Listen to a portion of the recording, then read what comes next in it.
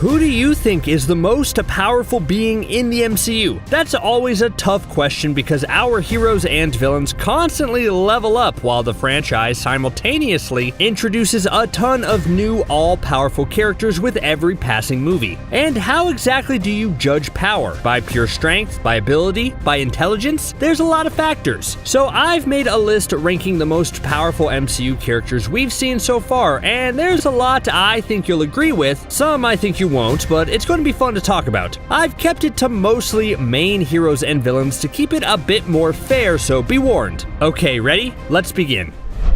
Okay, someone had to be at the bottom of this list, but keep in mind that all these entries are super powerful. This is only a top 15 list, so just making it on here is a pretty big deal. Though yes, it does sorta hurt to put Spider-Man so low, mainly because I just think of Peter's sad puppy dog eyes and my heart hurts. But let's talk about Peter's power levels. Sometimes you have powerful brute force characters, other times you have agile, dexterous characters, but with Spidey, it's really the best of both worlds. He's incredibly quick and acrobatic, but his strength levels are off the charts, especially given his young age. Like, remember in Homecoming when he found his inner strength and lifted all that concrete and rubble off him? That was such a classic push yourself to do better moment where it looks like Spidey's strength is solely tied to how much he wants it. He can push himself to extreme levels when the chips are down, and he just needs to think about it and focus a bit more. That's probably why he's at the bottom of this list. He isn't naturally the strongest person in the world, but if he sets his mind to it, he probably could be.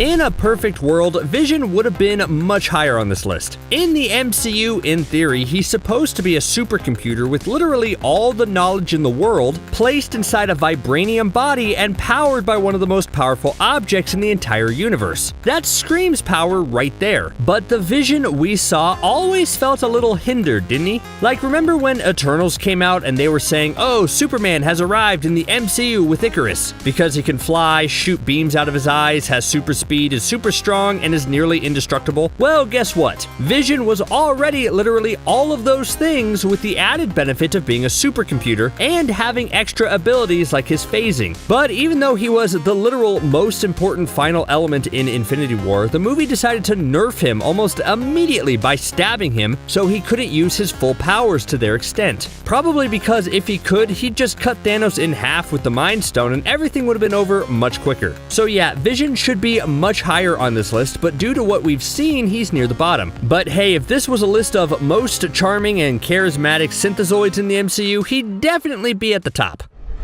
I mentioned Icarus in the previous entry, so I might as well use this next spot to talk about all the Eternals. Yes, I'm grouping them all together because it's just a bit easier and allows for a bit more variety. If I make a list of the most powerful characters in the MCU, I don't want to see Icarus, Gilgamesh, Ajax, Druig, and Makari all hogging up the spaces. And this might seem like an overall low place for the Eternals, but I chalk that up to not really seeing yet how they compare to other heroes. We're constantly told how strong and powerful all the Eternals are, and I even remember someone saying before the movie came out that the Eternals could have beaten Thanos easily and stuff like that, but are they? All we ever really do is see the Eternals fight deviants, and honestly, those creatures don't seem all that different than the other beasts and monsters the other MCU heroes have faced. Like, I think Iron Man and Captain America could take down a deviant with relative ease, don't you think? And the fact that all the Eternals were specifically made and yet all have different powers stops any one of them from coming out on top. Like, seriously, if I was a Celestial who made the Eternals, why would I give one of them super speed, one of them strength, one of them the ability to make technology, and one of them the ability to control people's minds? Like, just give them all those powers, right?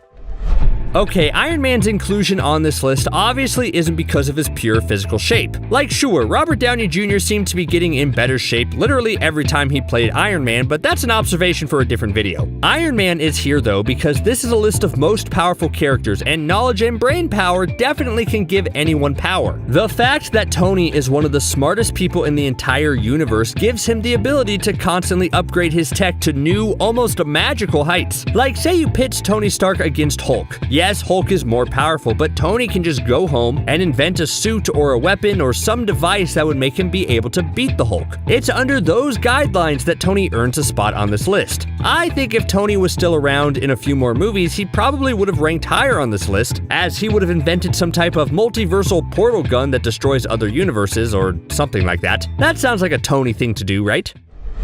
Loki is an Asgardian warrior, and even though he's clearly outmatched by his brother and most other warriors, it's clear that Loki knows how to fight. Yes, his punches won't send you to the moon or anything, but he can still knock you out pretty easily. I mean, his weight sheet says he clocks in at 525 pounds. That's pure Asgardian bulk right there. But what Loki lacks in pure physical strength, he makes up for in magic. His illusions can range from super minor annoyances that trick Thor to using his magic to move entire buildings that are about to fall on him. And Loki's magic continues to grow even now. In the Loki TV show, Loki unlocked a new ability when he figured out that he could enchant people, and along with Sylvie's help, who is just another Loki variant, the two were able to enchant Alioth, an uber-powerful living tempest that destroys anything it touches. If Loki can enchant that, it makes him kind of a big deal. So overall, Loki is the sneaky kind of powerful, and that's sometimes better than the in-your-face kind of power, don't you think?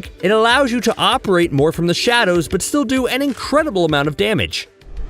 Captain Marvel was hyped up as the MCU's big gun. When Thanos had snapped away half the universe, Nick Fury sent out a distress call to Carol Danvers, immediately sparking a lot of conversation about why Fury didn't bother to try beeping her when things like aliens invaded New York or when Ultron threatened to wipe out all of humanity. But the fact that he waited until a truly universe-ending threat made it appear that Captain Marvel was the key to everything. And in a lot of ways, she lived up to the hype. Her solo movie establishes that she's one of the most powerful people in the universe, but the fact that she's so powerful and revered makes it so she's spread thin across the universe and can't be included in most little battles because she should technically be able to end them instantly. That feels like the reason she was saved until the very end of Endgame, where she rockets through Sanctuary 2 and nearly beats Thanos even with all the Infinity Stones. Yes, Captain Marvel is powerful, but the reason she doesn't rank higher is because we've been mostly told how powerful she is and only seen her in small doses to really gauge her strength levels.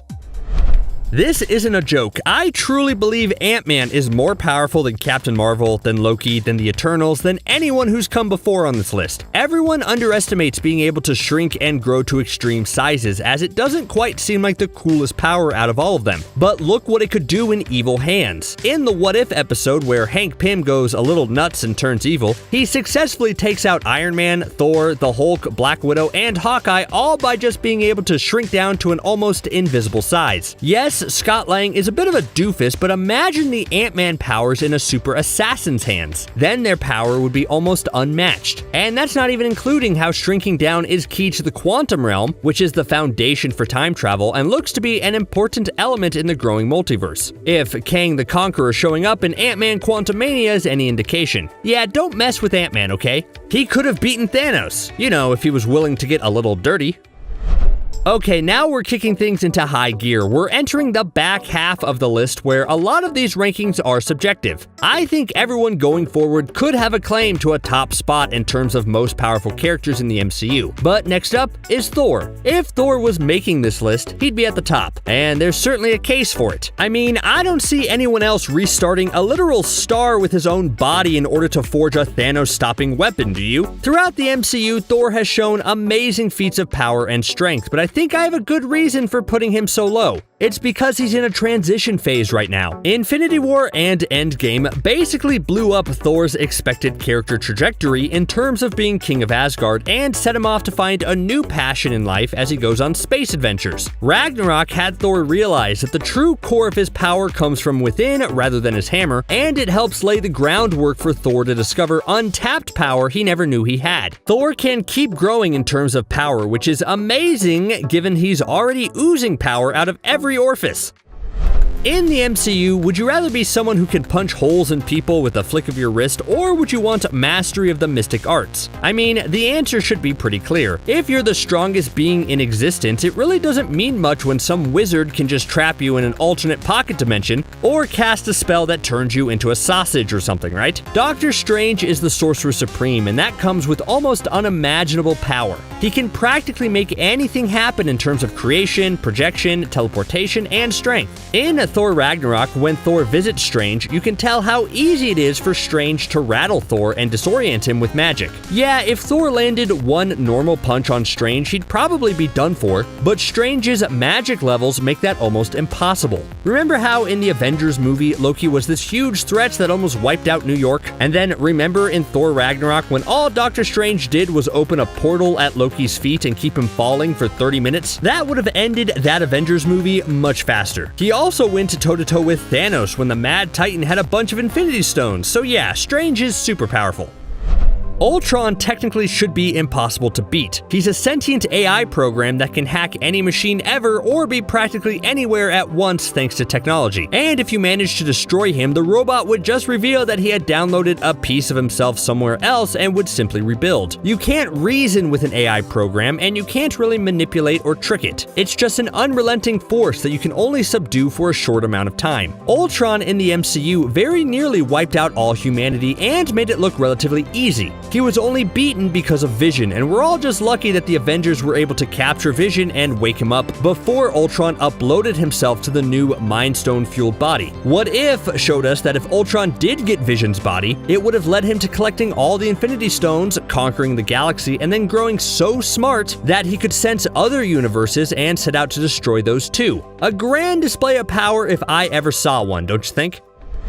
The Hulk should be unbeatable. He's an uncontrollable rage monster who only gets stronger the angrier he gets. His strength literally has no limits. If someone like Thanos beats him up for a long time and doesn't end the fight in like 15 seconds, then Hulk will only get more mad and eventually overpower Thanos. I don't know much about gamma radiation, but I know it feels like the strongest form of radiation in the Marvel Universe. Because of Hulk's special connection with gamma radiation, it allowed him to use the Infinity Gauntlet to bring back half the universe and basically walk away with one dud arm. That's incredible right there. I mean, there's a reason his name is the Incredible Hulk. The only reason that Hulk isn't higher on this list is because lately, the MCU has gotten rid of the one thing that makes Hulk the strongest, his anger. Professor Hulk combined Hulk's body with Banner's brain, and while that's fine in theory, I guess, it actually seems to make Hulk weaker. Here's to hoping the real Hulk comes back at some point soon.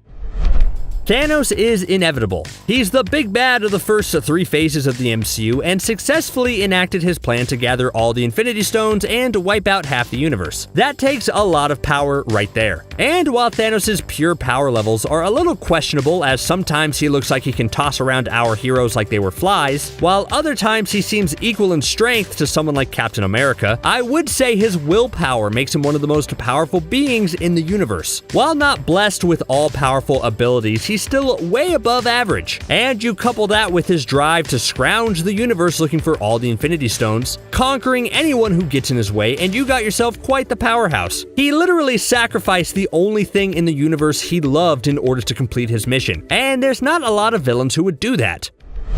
Scarlet Witch started her time in the MCU as a mutant. Oh, I'm sorry, I mean as a miracle, since we couldn't say the word mutant at the time. And it looked like her powers were very ill-defined. Maria Hill just called her weird and we moved on. She looked relatively simple in just being able to move stuff with her mind, shoot red blasts, and mind control certain individuals. Normally this would place her near the bottom of this list, but thanks to WandaVision, she's now shot her way near the top. Her own Disney Plus show unlocked something within Wanda where now she's learning to harness the chaos magic inside her. It's so powerful that she can pretty easily rewrite all of reality itself. The extent of her powers were epic, and we didn't even get to see them to their full extent since WandaVision was a Disney Plus show and not a $200 million movie. But we should all be in awe and maybe a little terrified at what Wanda can do now that she's studying the Darkhold and on a mission to save her children. Nothing is off limits to her now in terms of ability, and she's evolved way past the point of just using her powers to throw cars at Iron Man.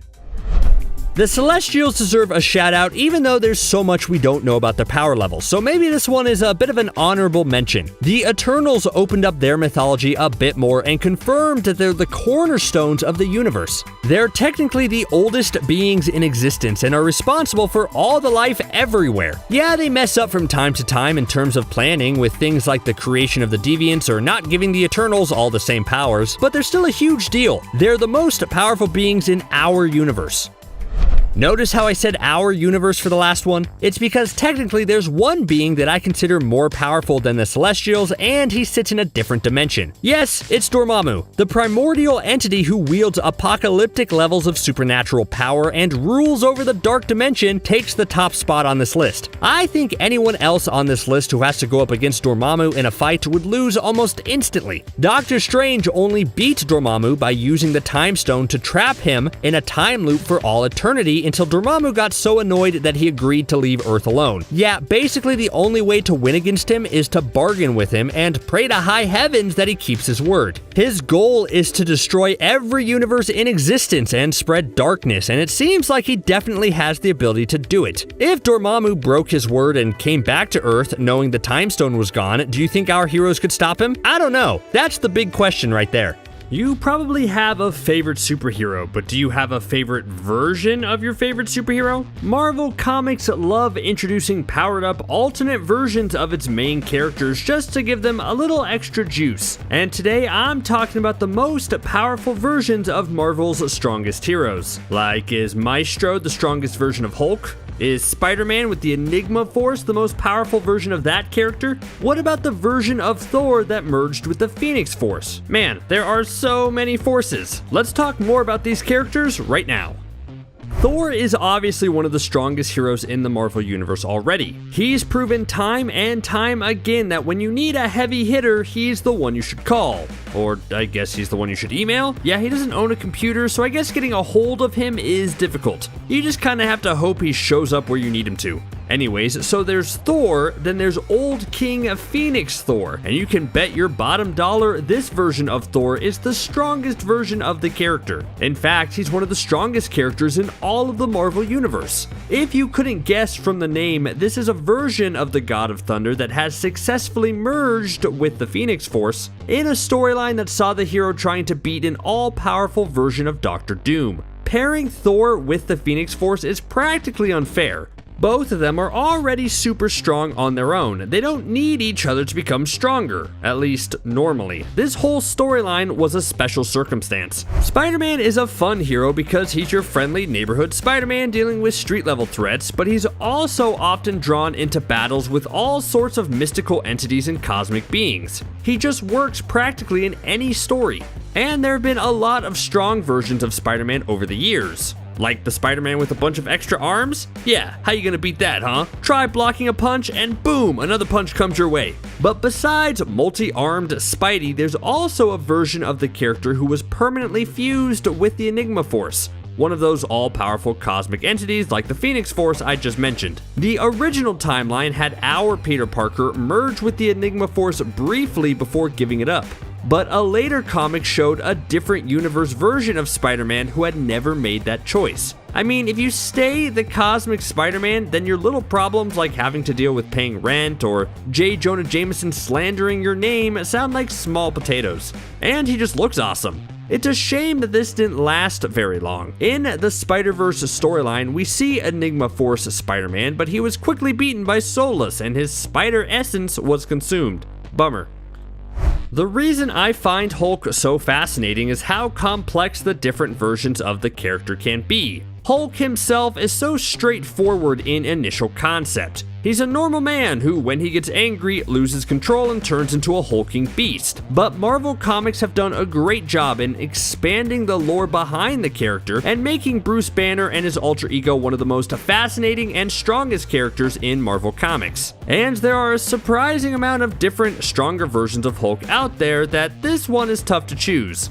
Red Hulk, Grey Hulk, Worldbreaker Hulk, all of those are worthy contenders, but I wanted to take this entry and choose Maestro as the strongest version of the Hulk out there right now. This version is stronger, more intelligent, and infinitely more ruthless than a lot of his counterparts. He's an alternate future version of the Hulk, and when our regular Hulk has to face him, he almost doesn't win. Maestro is terrifying because he's so powerful and also super smart. Sometimes you don't get that balance in your different Hulk versions. And the real reason why I chose Maestro for this entry was to say that I think Maestro would be an excellent villain in a standalone Hulk MCU movie. I know it's a long shot and the rights are super complicated, but Hulk is one of the most underserved characters in the MCU, and he deserves his own solo movie at this point. Captain America is great on his own, but let's be real, he's not the strongest hero around. Like, yeah, he's a great leader and one of the best hand-to-hand fighters in the MCU, but if you had to put him up against characters like Thor or Hulk in a strength contest, then you'd probably bet on Thor and Hulk. But there's one version of Captain America that's a little more unique than normal, and I'm talking about the Soldier Supreme. This was during the Warp World storyline, which basically happened because Gamora used the Infinity Gems to fold the universe in half, and a lot of characters were merged together. So Captain America was fused with Doctor Strange, and the rest is history. And it wasn't just a merging of powers, but also backstories. Like in this reality, Steven Rogers did undergo the Super Soldier Serum treatment, but its ingredients consisted of magical properties, so it ended up giving Steven Rogers the power of sorcery. So this had cool combinations, like Steve being an expert super soldier leader extraordinaire like normal, but also did things like helped him use spells to create a magical shield to use against his opponents. I think because of this merge, it gave Cap the most powerful version of himself. There's a lot of different powerful versions of Iron Man out there, but the one I want to talk about is Superior Iron Man. Yes, you have your versions of Tony Stark that have suits so powerful they can break the cosmos or things like that, but the reason I chose the Superior Iron Man is to show what can happen if Tony wasn't a good guy. Tony Stark has always been a hero who tries to do the right thing, but has often made some terrible decisions on top of his ego and arrogance. So imagine a version of the character that has those personality characteristics, but had the intent of controlling the world in his image. Yeah, that version of Iron Man is the most powerful to me. Superior Iron Man is everything we love about our normal Iron Man, but just working on the side of evil, which highlights just how thin the line is between good Tony and evil Tony. I also wanted to bring this up because I think Superior Iron Man would make an excellent threat in a future MCU movie. Maybe this version comes from a different universe and he's trying to protect his own universe from destruction during Kang's eventual wrath. Every so often, Marvel and DC work together for fun and wacky crossovers, and this has led to the strongest version of Doctor Strange imaginable. So Doctor Strange is the big magic user over in the Marvel universe, and over on the DC side of things, his counterpart is Dr. Fate, about to make waves in live action in the upcoming Black Adam movie played by Pierce Brosnan. So in this warped universe crossover, Doctor Strange and Dr. Fate merged into one to become Doctor Strange Fate. Now that's already pretty cool, right? Well, for an added bit of awesomeness, Doctor Strange Fate isn't Stephen Strange or Kent Nelson, but rather it's Charles Xavier. That's right, on top of being a powerful sorcerer with elements of both Doctor Strange and Dr. Fate, this hero also has telepathy mutant abilities. So he's a genius, he's a surgeon, he's an occultist, he's a martial artist, he has the helmet of Strange Fate, he can just do it all. That's basically three of the most powerful heroes across all comic universes smushed together into one powerful hero. Okay, I'm gonna be honest here. The strongest version possible of Wolverine is the one that absorbed the Phoenix Force. But I already talked about Thor merging with the Phoenix Force at the start of this list, so I don't want to just retread about what makes the Phoenix Force super powerful. So I'm gonna choose another version of Wolverine that I think is the most powerful second version. There's a good amount to choose from. I could say Old Man Logan, I could say Laura Kinney, who is a Logan clone who's stronger, I could even say the Earth 12025 version of Wolverine who has an adamantine-coated skeleton, which is a mystical metal that gods from Olympus use, but nope, I'm not gonna say any of those chumps. I'm going with Lord of the Vampires Wolverine. That's right, Vampire Wolverine, baby! This was in a what-if comic and followed a storyline where Dracula bit Wolverine, Logan turned and then eliminated Dracula and thereby became the Lord of the Vampires himself. What followed was a bloody rampage where Wolverine, now equipped with classic vampire hypnotic powers, started basically a war with New York, taking a lot of the X-Men out in the process. Oh shoot. Remember how I just said I didn't want to choose Wolverine with the Phoenix Force because I had already talked about Thor with the Phoenix Force and I didn't want to repeat myself? Well, I'm a big hypocrite, because I'm talking about the Enigma Force again, making another Spider-Man hero a Captain Universe version. I just wanted to talk about Wolverine as a vampire, okay? Okay, anyways, Miles Morales also fused with the Enigma Force to become a Captain Universe, granting him all kinds of cosmic energy. I'm bringing this up because I wanted to pose the age-old question between which version of Spider-Man do you prefer, Peter Parker or Miles Morales? If their versions of Captain Universe fought, who would win? Well, given everything we saw Miles Morales do with the Enigma Force and the Captain Universe moniker, I kinda gotta go with him, right? A common theme that's becoming apparent on this list is that a character who gets infused with cosmic powers basically becomes the strongest version of themselves, and that's what happened with Ghost Rider. I mean, Ghost Rider by himself already is a hero who can melt your face off just by looking at you, so he's already scary. But then there's a version out there that fused with the power cosmic and became Galactus's new herald. Talk about a power overload. So what happened was this. This takes place in a Thanos-centric comic, in an alternate timeline where Frank Castle, aka the Punisher, died, but then made a deal with Mephisto that allowed him to bond with the Spirit of Vengeance to become the new Ghost Rider. Cool, right? No. Because he came back to Earth with all of Earth wiped out. After a long time waiting around doing nothing, one thing led to another where Frank Castle Ghost Rider came across an injured Galactus and agreed to be his herald, and thus the Cosmic Ghost Rider was born.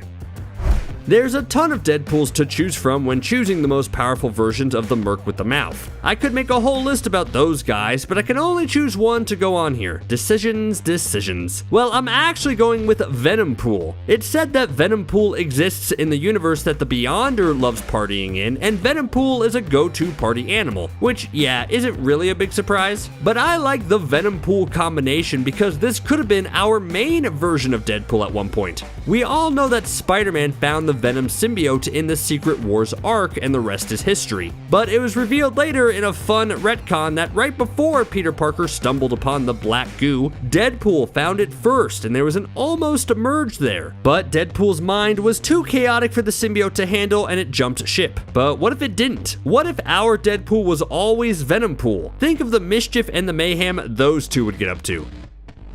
I think the strongest version of Mr. Fantastic is the evil version of himself, aka the ultimate version. Just like the Tony Stark entry a bit earlier when a beloved and intelligent hero breaks bad and turns to the dark side, they prove just how lucky we are to have them on the side of good in our universe. The only downside to the ultimate version of Reed Richards is his villain name. He just goes by The Maker, which if we were ranking on a scale from 1 to 10, I'd give that a solid 3. Where's the menace or the gravitas? Anyways, lackluster name aside, the Maker is still one of the biggest threats in the Ultimate Universe. He's a version of Reed Richards with a few screws loose, and he's determined to usually control and or destroy everything. And he's come close a few times. There was one moment where, thanks to Molecule Man, the Maker could exist in every universe at once. A part of me was sorta hoping the Maker would be the version of Mr. Fantastic we saw in the Doctor Strange in the Multiverse of Madness movie. That way I'd feel less bad when Wanda turned him into spaghetti, but nope,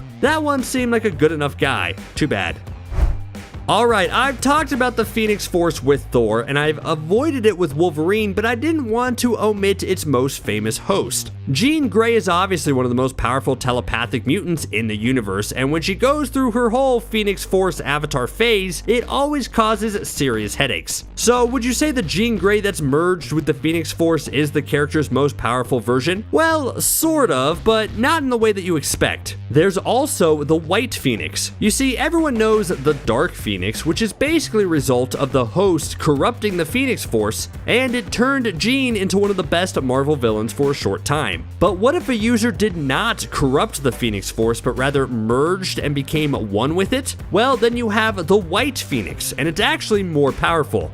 Who knew that working in tangent with something is better than working against something? I'd say I'd like to see the White Phoenix eventually, but we have to prove that we can do the Dark Phoenix saga in live action first, and that just hasn't worked out so far.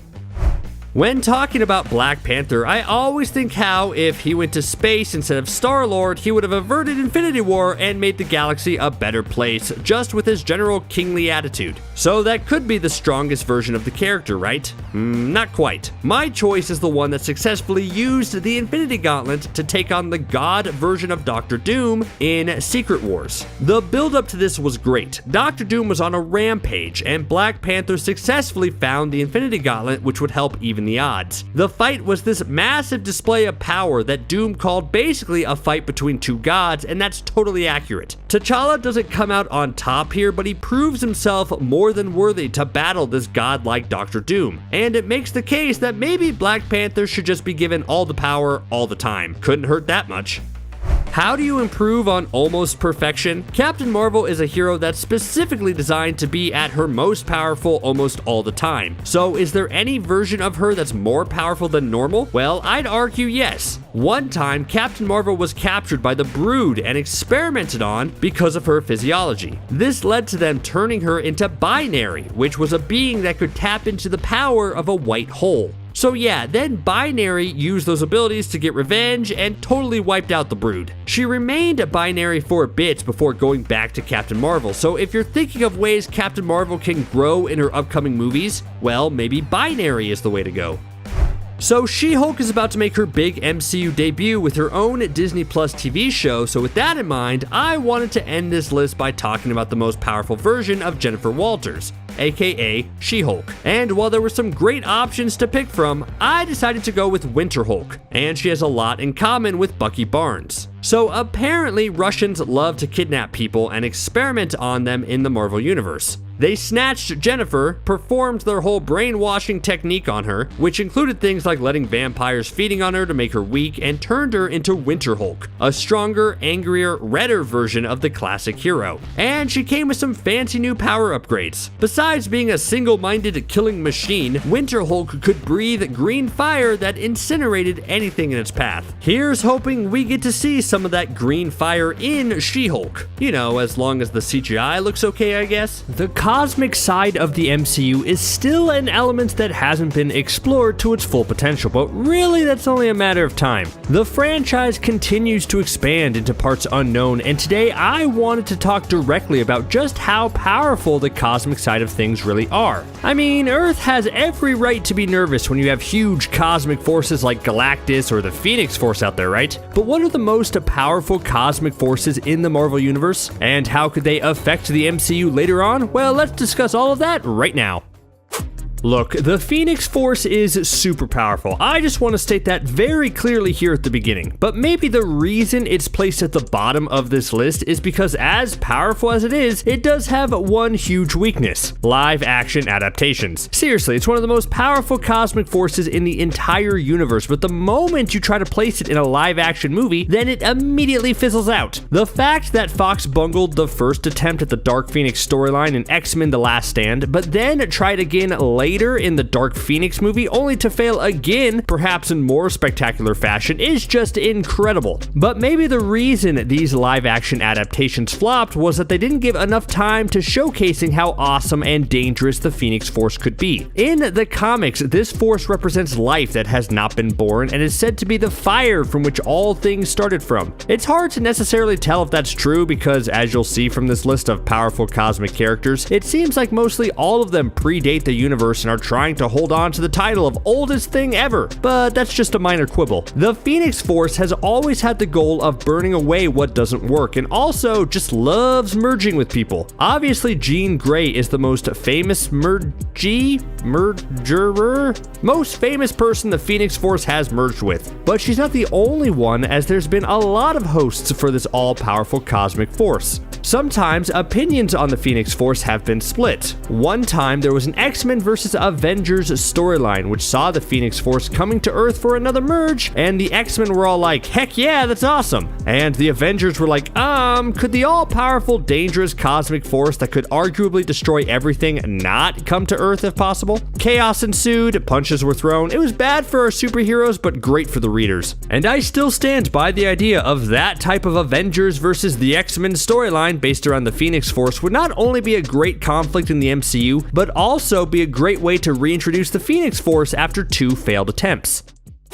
I wanted this list to be all-encompassing, so before I really start diving into the larger-than-life cosmic entities that have the power to reshape reality and all that fun stuff, I wanted to discuss some slightly more neutral cosmic characters to show not only how big the universe can be, but also how some of these cosmic characters can really shake things up in the MCU going forward if the franchise chooses to bring them in. So that brings me to Null, the big King in Black. Null is the creator of the symbiotes and basically the god of darkness. He was born in Omaha, Nebraska, and he was born from the primordial void that existed between the 6th and 7th cosmos. My bad, I always get those confused. But Null is no joke. He once created a sword out of the first symbiote and used it to decapitate a celestial. Yeah, the dude does not mess around. He was at the center of the King in Black comic series just a little while ago, where he got to strut his stuff. But while Null may not be invited to the big kids table when it comes to all-powerful cosmic beings, he's still a major threat. And I can't help but wonder how the MCU or the Sonyverse, or the combo of the two, can incorporate the baddie. There will most likely be a Venom 3, and Null would logically be the next villain for Eddie Brock and his BFF to face, right? But could the two face him alone? Or would Null require Venom to recruit Morbius, Kraven the Hunter, Madam Web, and that one new guy who flies really well, I guess, to fight him?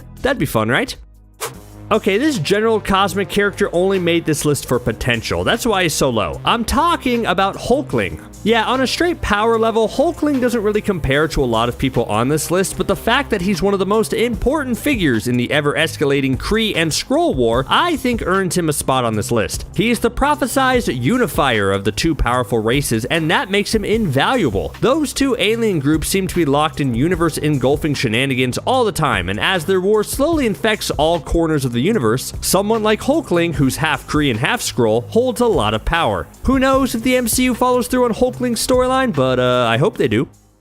Anyone who's read the original Infinity Gauntlet comic storyline knows that one major character was missing from the MCU's adaptation of the story. Adam Warlock was crucial in that storyline overall, but the MCU hadn't introduced the character yet. Adam is known for a lot of things over his many years in the comics, including elements like the whole Magus aspect, who's a future evil version of Warlock from the future, which is always fun. He's on this list because he's a vital part of a lot of big cosmic stories, and I felt he deserved a shout out. It's going to be fascinating seeing the character make his debut in live action in Guardians of the Galaxy Volume 3. Do you guys think he'll become as important to the MCU as he in the comics? Tough call. Okay, I promise we're getting to the big guys, but I wanted to include just one more really fun entry. 3 words: Cosmic Ghost Rider. Listen to this backstory. So, in another universe, when Thanos came to Earth to conquer it, Frank Castle was mortally wounded and actually sent to Hell. This version of Frank was so upset over this development that he made a deal with Mephisto to become the new Ghost Rider to get revenge on Thanos. So he goes back to Earth only to find Thanos already gone, and the world was basically a desolate wasteland with no one left. After years of being alone on Earth like this, an injured Galactus shows up and needs help beating Thanos. One thing leads to another, and this Punisher version of Ghost Rider suddenly becomes a new herald for Galactus, and basically becomes the Cosmic Ghost Rider. That's quite a story. Now, I just know we'll never ever see that in the MCU, but a guy can dream, right?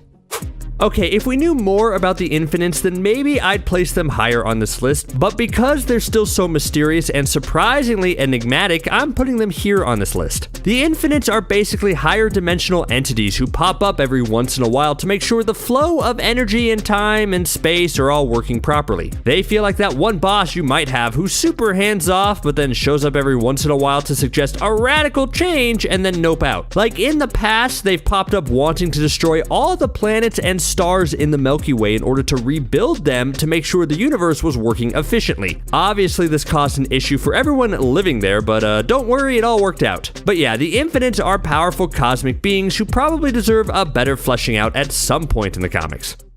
The cosmic being known as the Stranger has such an interesting backstory because it's hard to know what's real or not. He originally claimed to be an ancient being who had the combined strength and intellect of the billions of lives living on the planet Gigantus who all merged together, but then he later claimed that he wasn't that specific being, but rather found the actual person he claimed to be and accidentally eliminated him and took his place. Sure, comics are wild, but just because there's some discrepancies in his overall story, it doesn't mean he's a slouch. One of his most impressive claims to fame is that he actually created Ego the Living Planet. Yeah, so in the comics, the Stranger merged a scientist named Egros with every living thing orbiting his home star through a nova. So that's fun. He also has said before that he's been manipulating the evolution of mutants on Earth for years, but that's been up for dispute. Still, he's an interesting fella. With the introduction of the Eternals in the MCU, it's clear that the franchise wants to expand its cosmic section out more. The Celestials have always been on the outskirts of the MCU, mentioned briefly here and there throughout the first few phases, but we finally got a good look at one of them in the flesh. Okay, I don't know what they're exactly made out of, but I'm trying to say that we saw Arishem the Judge in Eternals. And true to his name, he definitely wants to judge things. Now, in the Marvel comics, Celestials are these powerful cosmic entities, but they feel like small potatoes compared to some of the others on this list. I wonder if the MCU will follow suit and have the Celestials be stepping stones to greater cosmic forces, or if the MCU Celestials will be the top dogs in the universe for a bit. But anyways, I'm just very curious to see how the Celestials are incorporated and if they're going to be mad about the whole not being able to use Earth as an eggplant from the Eternals movie. Now for the fellow that needs no introduction, Galactus. The giant purple planet eater is one of the greatest Marvel characters ever, and we've all been waiting to see just how the MCU brings the character into the fold. We did see Galactus in live action once before, but that was from a movie no one likes to talk about, and the character is in need of some redemption. Though I will say, I think it's going to be hard to adapt this character faithfully in the MCU. So the Galactus in the comics is actually the sole survivor of the previous version of the multiverse. You know, because the universe actually always goes through a multiverse renewal cycle type of thing. Yeah, so anyway, at the end of this version of the multiverse, an all-powerful sentient of the multiverse merged its essence with a mortal named Galen, and thus Galactus was created, and basically survived to carry over into the next renewal cycle. The problem though is that becoming an all-powerful holdover from the previous universe meant Galactus got hungry a lot, and therefore had to devour planets to satiate his appetite. That sounds bad, but more modern Galactus stories sees the entity as less of a villain and more like some sort of cosmic rebalancer. Long story short, Galactus rules, and as much as I don't want him anywhere near Earth, I still hope he shows up soon. By themselves, the embodiments of the universe are already uber powerful, but you put these wacky siblings together and you have one of the most powerful forces in the universe. You have eternity, infinity, oblivion, and death, and they sort of represent the yin and yang of one another. Like, while eternity and infinity represent the changing nature of reality, oblivion and death are on the opposite end of the spectrum and represent the end of all things. And look, I'm no sitcom producer, but I would love to see these four have to meet up and live together in a New York City apartment together somewhere. That could be a Disney Plus show, right? Nemesis is a character you might not be as familiar with, as they aren't as well known as the other big cosmic beings, but they're arguably one of the most important for the universe. So originally, Nemesis was the only being that existed, which is both a good and bad thing. Anyways, because Nemesis felt lonely, they took a part of themselves and gave it an independent life, which was nice until the creation turned evil and Nemesis was forced to destroy it. Feeling bummed out about everything, Nemesis decided to end their life, and through that act, they created the Infinity Gems alongside most of reality. There was a resurrection a bit later, and its powers included everything the Infinity Gems could do, which we all know are super powerful.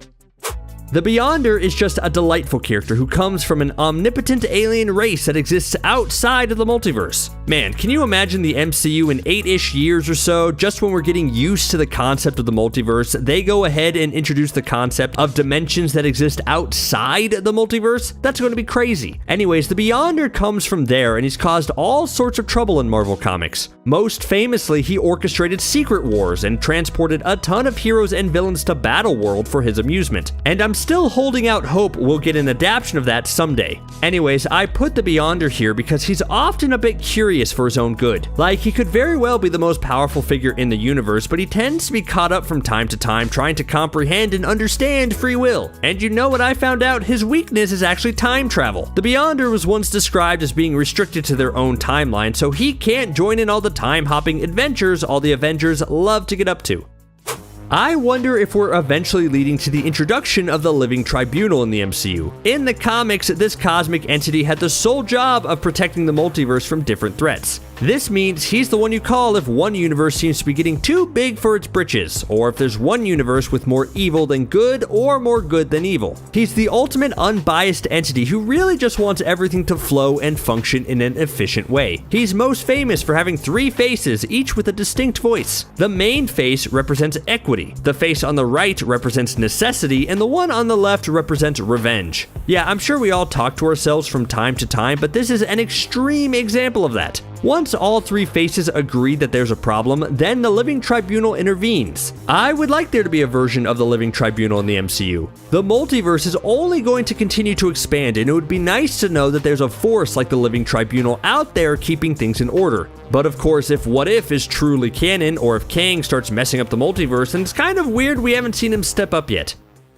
Protege is so high on this list because of all the potential the character has. Originally, the character was a cosmic entity that was the childlike ruler of the Universal Church of Truth, but it's her powers that would vault her to near the top of this list. Protege has the power to duplicate the powers of other entities. And sure, we've seen that a bunch in Marvel Comics, but this is on a whole different level. Protege can actually mimic the powers of entities like the Living Tribunal and shape the multiverse in her image. So yes, I put the entity that can absorb almost any other entity's powers at the top of the list because in the right circumstances, that's practically unbeatable. Of course, the one above all is at the top of this list. They're the one above all. Their power levels are in the name itself. They are truly above all. The one above all is the ruler of the multiverse and is overall the source of love and good everywhere. Very rarely do we see the one above all show up, and when they do, it's only for matters of extreme importance. Well, sort of. One time he appeared to Spider-Man when Aunt May was on the verge of death and helped him accept it as a natural part of life, which in the grand scheme of things, feels like something he really should have been too busy for. The one above all is basically the father of the Living Tribunal, the embodiments of the universe, everything. One time in the comics, when the Fantastic Four encountered him, he took the shape of a comic book writer that bore a striking resemblance to famed Marvel comic creator Jack Kirby. If the one above all is ever introduced in the MCU, then yeah, I think they should honor the comic legacy and keep it similar to either Jack Kirby or Stan Lee, but also, because it's the MCU, I wouldn't be surprised if the one above all had more of a Kevin Feige shape. What do you think would be better? It is time for the emergence to begin. The Celestials might be the Kirbyest of Jack Kirby's creation in terms of size and scope, but the cosmically powered playing field in Marvel is pretty crowded. When Kirby came back to Marvel with the promise to do whatever he wanted, he imagined the Eternals and their mysteriously ominous master, the Celestials, existing outside of the main Marvel continuity, because they rewrote the origins of the entire universe. Naturally, they didn't stay self-contained, and they're a part of the mythos now. Are they still the biggest dogs on the block? These 20 beings definitely say no. So let's go ahead and dive right into it.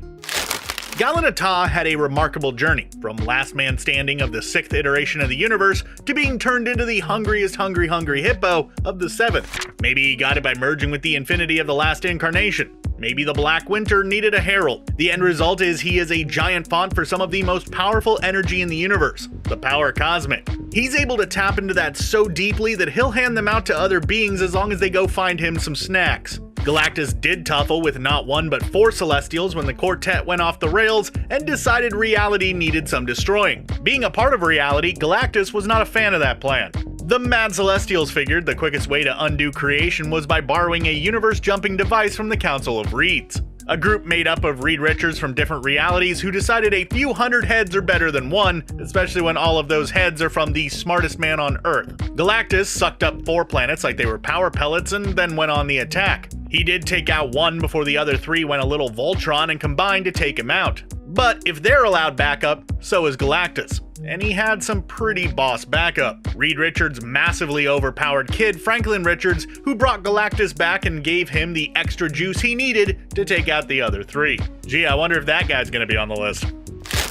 Back in 1985, a being with a very 80s all-white suit and Michael Landon hair came to Earth to see what would happen if he put Earth's copious amount of super beings into a planetary mayonnaise jar and watched them fight. And that's what a rogue Beyonder can do. It turns out the Beyonders were actually a creation of the Celestials, and referred to them as the Omega, meant to help them trim reality when necessary as well as give it a boost. In fact, that's why Earth has so many superheroes and plays such a big role in the Marvel Universe. The first Firmament sent aspirants to the 7th incarnation of the universe, so the Beyonders hit Earth with the Concordance engines, making it a hotbed of power and in the middle of pretty much everything. When they decided it was time for lights out on the 7th incarnation, they went all in. Yellow Jacket was sent in to find them just in time to watch them wipe out Celestials, Eternity, Infinity, Lord Chaos, Master Order, the In-Betweener, and even the Living Tribunal. For scope, half of that list is on this list. With that much power, they can have whatever kind of perm they want. If the Celestials created the Beyonders as the seeds of their own ruin, they took notes from their creator. Their big plan was to create an Owen Reese in every reality as a single entity, and through an industrial accident, give Reese the power over molecules. You know, those things that make up everything. And then end them all at once just to see what happened. And to be clear, the goal was no more 7th incarnation. During the original Secret Wars, Owen Reese as the Molecule Man was a dark horse for the bad guy side, but turned out being clutch, even dropping an entire mountain on the heroes. And that's before Dr. Doom removed the mental blocks that kept Molecule Man from knowing the full potential of his power. Doom would spend the next couple of decades variously trying to tap into that Beyonder power through Molecule Man, eventually destroying many of the Beyonders and becoming God Emperor Doom. All it took was some smooth talking and a 2-week-old pocket hamburger, and Owen took his power back. And then he lent it out to Franklin Richards to rebuild the shattered multiverse. It's safe to say that most entities try their best to not end up on Owen's bad side. Once upon a time, there was a group called the Enclave, whose goal was to see if they could create the perfect human at the pinnacle of evolutionary potential. When they did, he took an immediate dislike to them and broke all their stuff, before going and picking a fight with Thor because the being known as him was literally born yesterday. He went into a cocoon and came out under the wing of the High Evolutionary since him, now Warlock, was right up his alley. To up the game even more, he got a hold of the Soul Gem. This pattern more or less kept up repeating for so long until Adam Warlock had a power so long that he'd think that Superman's collection was quaint. He's so powerful that when Thanos makes putting all of the Infinity Stones in the same place and doing no good with them a thing, he gets put in charge of making sure that that doesn't happen. In the end, the only real cap on Adam Warlock's power is his complete and total lack of interest in any of it. Left to his own devices, he's happy to just hang out in Soul World with Gamora and a drunk troll named Pip. On a good day, Warlock has enough of a well of power to deal with pretty much anyone. Add to this his access to the Infinity Stones and, well, the best the Celestials could hope for is that he gets bored. There are 8 iterations of the universe, and 7 of them are multiverses. In the MCU, we saw that version of reality was being carefully curated by He Who Remains, because he found out that versions of himself from other realities would eventually figure out time travel and travel between dimensions and ultimately muck the whole thing up until it collapsed in on itself. Well, there's one being who exists outside of all of the iterations of the universe whose job it is to maintain parity between the dimensions. The Tribunal uses its 3 faces, equity, necessity, and revenge, to determine if the balance of power threatens to tip the whole of existence and then bring it to an end. To enforce those judgments, the Tribunal has essentially omnipotence, down to even being able to turn off the Infinity Stones. Yes, turn them off. That's a thing that can happen. Even stranger than Stockton, California somehow producing the smartest man on Earth, that smart man Reed Richards went and got himself exposed to cosmic rays, giving him, his wife, brother-in-law, and friend all superpowers. But that apparently wasn't enough, because he also ended up being the father to Franklin Richards, one of the most powerful beings in the universe capable of creating entirely new realities and shaping the ones he's in. How powerful? Well, as we discussed earlier, he made Galactus his herald, not the other way around. When Doom siphoned off Beyonder's powers and used Molecule Man to destroy creation and reform it as Battleworld, it was Franklin Richards with Molecule Man who had to restore the multiverse, literally having his pops throw the new universes into place with his stretchy arms. He used the reanimated Galactus to fight Celestials before, but his only drawback, aside from being able to expend all of his power, is not having any idea exactly how powerful he really is.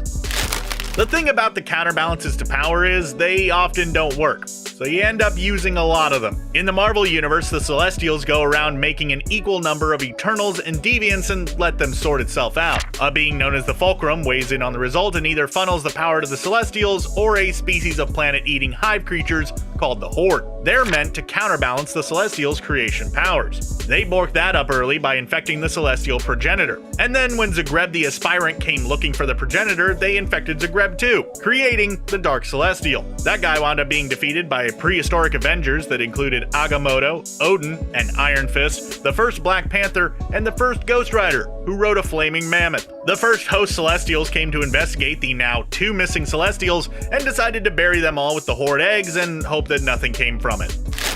Something came of it. The Horde emerged. The Dark Celestial reanimated. It was an entire thing. That is, until 2 unexpected things happened. Cap had assembled a ragtag group of Avengers that included some heavy hitters, and Robbie Reyes' Ghost Rider. The only Ghost Rider whose spirit of vengeance is the soul of a serial killer. After getting a classic Captain America pep talk about his purposes on such a powerful team, he discovered that he can branch out from Dodge Chargers and tractors. He stepped into the infected animated corpse of a Celestial and ghost rides the Celestial's armor, burning the Horde out. Fortunately for the Celestials, they were focused on taking out the Horde. Reyes once again became clutch by focusing the Unimind power that Iron Man had learned from Icarus. Reyes isn't the only Ghost Rider to take his supernatural cosmic. Frank Castle, aka the Punisher, found himself bonded with the Spirit of Vengeance with some space upgrades, turning him into the Cosmic Ghost Rider, eventually defeating Thanos. We haven't seen him take on Celestials, but honestly it wouldn't surprise me if he could take them out as well.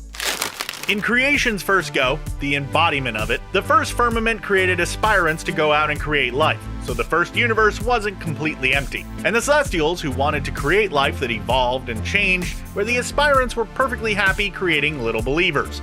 Naturally, this meant war. To deal with the powerful Celestials, the aspirants created the God Killer armor, which worked like a charm. Afterwards, we stripped for parts to make a space armada, and the suit itself became the ultimate barn find. Tucked in a Dyson sphere, Magellan Recorder 451 started restoring it. It needed a genetically specific pilot, so 451 gave the offspring of Howard Stark a bit of a nudge. When the time came, though, it was discovered that the kid wasn't Tony, but instead his long-lost brother Arno. Tony would build his own after stowing the original somewhere in time and space, but it wasn't quite as effective as the OG God Killer armor. The God Killer armor wasn't the only time that someone thought a sweet set of armor would do the trick. When the third host threatened to wipe out humanity, the Skyfathers, Odin, Zeus, and Vishnu, got together and made the Destroyer armor. While Odin juiced up the armor with every available Asgardian except Thor, the armor only managed to hold its own. But it's actually only limited to the amount of power that various gods decide to imbue it with, though most of the time when it gets used, it winds up being part of Loki's shenanigans. A patient zero for the modern mutant with the ability to collect and dole out power. Apocalypse can be a real pain over a lot of the history of the Marvel Universe. His practice of creating horsemen is also not without its ramifications, like when Archangel and Pestilence have a pair of twins that are almost immediately abducted by Kang the Conqueror. When the boys came back in modern times, their opening move was to take an Asgardian weapon and behead the Celestial Gardener. Worse, they framed Earth for the deed. Eventually, they would be undone by both good and bad guys for their casual disregard for professional courtesies. Another day, another balance of power in the universe. In this particular case, the Phoenix Force and the Goblin Force. The Phoenix Force operates on the old adage of breaking stuff and then building something on top of it. As one of the forces that was present at the beginning of creation, which turns out was a super crowded place, the Phoenix Force contains all potential life. The Goblin Force is more into the destruction end of things, born with an insatiable hunger that has it devouring entire galaxies. Way to one-up Galactus. At one point, the Goblin Force hitched a ride in the body of a dead Beyonder and upped its own ante. It took Scotty Summers using the Nexus of all realities to stop the Goblin Force, which is really saying something. the game of top trumps when it comes to beings with a big taste goes to Black Winter. The answer to the question, what happened to the 6th iteration of the cosmos? Well, the Black Winter ate it. All of it. All of it except Galen Atah, who was turned into Galactus, and to hear Black Winter tell it, Galactus was his herald. The Black Winter's return to the Prime Universe understandably had Galactus nervous since old BW eats entire universes. That includes any Celestials contained within. Galactus was so nervous about the return of Black Winter that he went on an eating spree of 5 special planets that were meant to give him the extra juice to meet his old boss. But he wasn't taking any chances, so he also juiced the already powerful Thor with the power cosmic, turning him into Thor, Herald of Thunder. It wasn't enough. Black Winter got the best of Galactus, but finding out that Galactus used to be a herald for Black Winter was about all Thor could stand. So he drained Galactus of his power and, along with his own Thorness, blasted it all back into Black Winter. When it comes right down to it, pretty much anyone with an Infinity Gauntlet is pretty formidable, provided they themselves have the power to wield it. But outside Adam Warlock, there are few in the universe more adept and frankly more obsessed with the Infinity Gauntlet than Thanos. In the comics, Thanos has gotten up to all kinds of shenanigans with the ultimate power glove, including having all life in the universe, but for an even more confounding reason than in the MCU. In this case, to impress Lady Death. It's kind of like giving a florist flowers when you think about it. Thanos would have to be quick on his feet to defeat a Celestial with his bejeweled accessory, but he's got some of that deviant in him, so it's a pretty familiar power set. The only thing more plentiful than entities at the beginning of creation is the number of reasons for Galactus to exist. Adding to the list is Eternity, who itself contains a core of pure destruction called Abraxas. To keep Abraxas on tap, Eternity makes sure there's someone like Galactus laying around. A dead Galactus means a free Abraxas, and once Abraxas is free and instantly addicted to taking down different versions of Galactus. The only thing to stop him was Marvel's goofiest ultimate weapon, the Ultimate Nullifier, which a revived Galactus gave to Reed Richards to use to erase Abraxas and himself. But since that meant Abraxas never existed, Reed Richards never sacrificed himself and therefore continued to exist. And as long as you don't think about it too hard or how that works, your brain probably won't hurt. When you're the religion that covers half of all known space, you're gonna have to come up with a pretty powerful deity. And the Universal Church of Truth came up with a doozy in the form of Protege. Think every childlike being of near omnipotence that Kirk had to explain humanity to in the original Star Trek series. That's basically Protege. What makes Protege so formidable is their ability to replicate the powers of beings they encounter with no upper limit, like the Living Tribunal on their way to tapping into the power of the One Above All. The Celestials do have a W against Protege though, as Scathan the Approver was able to judge against the Tribunal-powered Protege, allowing the Tribunal to absorb what was left. But that really could have gone either way. Speaking of beings of essentially unlimited power, there has to be a top of the mountain when it comes to uber-powerful beings, and for the Marvel Universe, that is the One Above All, not the Celestial, the other one. In Marvel, it's presumed that this whole existence thing is their idea, and they're the shepherd of it, but with a largely hands-off approach, only stepping in to reboot it when it got so borked that Adam Warlock ended up the Living Tribunal, or to convince Peter Parker, who is busy trying to uproot reality to save Aunt May, that he needs to accept death as a part of life. Though Peter has had a lot of chances to accept death as a part of life, maybe we can accept that he might start to feel like he's had his fill. Especially since the dead people in his life managed to stay dead, except for, of all people, the Green Goblin. At a certain point, he probably thinks that's a little unfair. The MCU continues to give us amazing villain after amazing villain, and it set a high bar for whoever decides to show up and cause chaos for our heroes next. But what are some powerful MCU villains we haven't seen yet? Sure, this list is going to mention the big ones like Doctor Doom and Galactus, but stick around and I'll throw in some other insanely strong and interesting villains that I think need a live-action introduction. I'll be breaking down where we could see these villains pop up and what heroes they could fight. Ready? Let's get started right now. Whenever there's a list of powerful villains we all want to see in the MCU, Doctor Doom is usually at the top, and there's a reason for that. Even though he doesn't actually have a PhD, Doctor Doom is one of the most popular Marvel villains ever, and the fact that we've had 2 live-action attempts that have both completely floundered has only made us more impatient for a version of the Latvian dictator to show up in the MCU. There's just something so interesting about the guy. He's like an evil blend of both Tony Stark and Stephen Strange, which is such a dangerous combination. He's a brilliant inventor and has a genius intellect, but he also isn't afraid to dabble in the mystic arts from time to time. So we haven't seen him yet in the MCU, and the question becomes just where should he pop up first? The obvious answer would be in a Fantastic Four movie, since he is primarily known as being their greatest antagonist, but I just don't think that works. Probably the better option is that he's an antagonist in a Black Panther movie first, as the idea of Latveria and Wakanda at war with each other would make an excellent basis for a movie. But also, again, Doom can work anywhere. I mean, there's one storyline where he has to reluctantly team up and work with Kang the Conqueror, so imagine if the MCU goes that route. Trespassing on Latverian soil.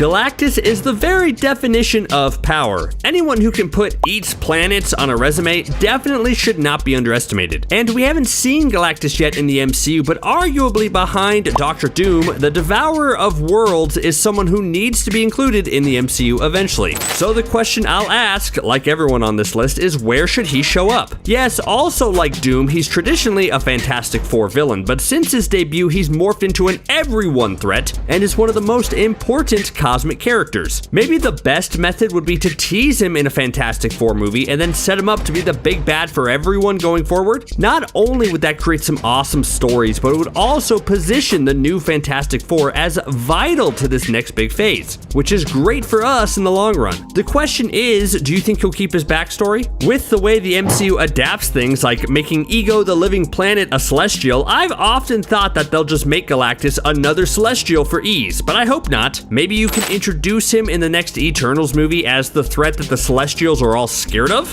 My power is limitless. You have to wonder what the MCU thought when the whole Mephisto backlash started in WandaVision.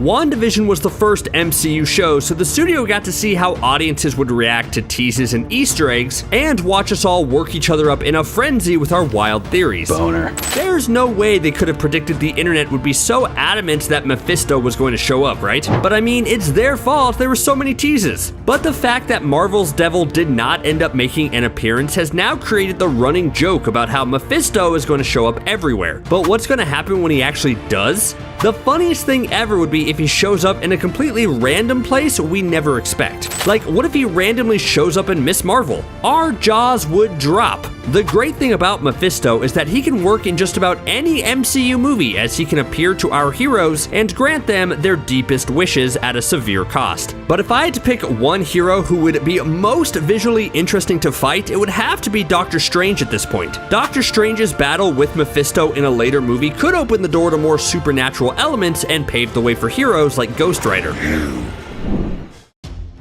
If the MCU is ever able to coax Tobey Maguire and Andrew Garfield back for another Spidey team-up movie, then there would need to be a solid reason for all of them to meet up again. I hope it's okay. I just came through this, I mean, sure, I guess you don't need a great reason, as we as an audience would probably watch any story with the three of them. Like, who needs world-ending threats when you could have a whole movie about Andrew Garfield's Peter Parker finally healing enough to marry his version of MJ, and he invites the two other Peters to be his groomsmen? Wacky wedding shenanigans would ensue. Come on, tell me you wouldn't watch that movie. Anyways, if they need an actual threat to fight, then Morlun would be the perfect one to reunite them. He's the main villain in the Spider-Verse comic series, and he jumps around different universes sucking the life force from all the spider totems.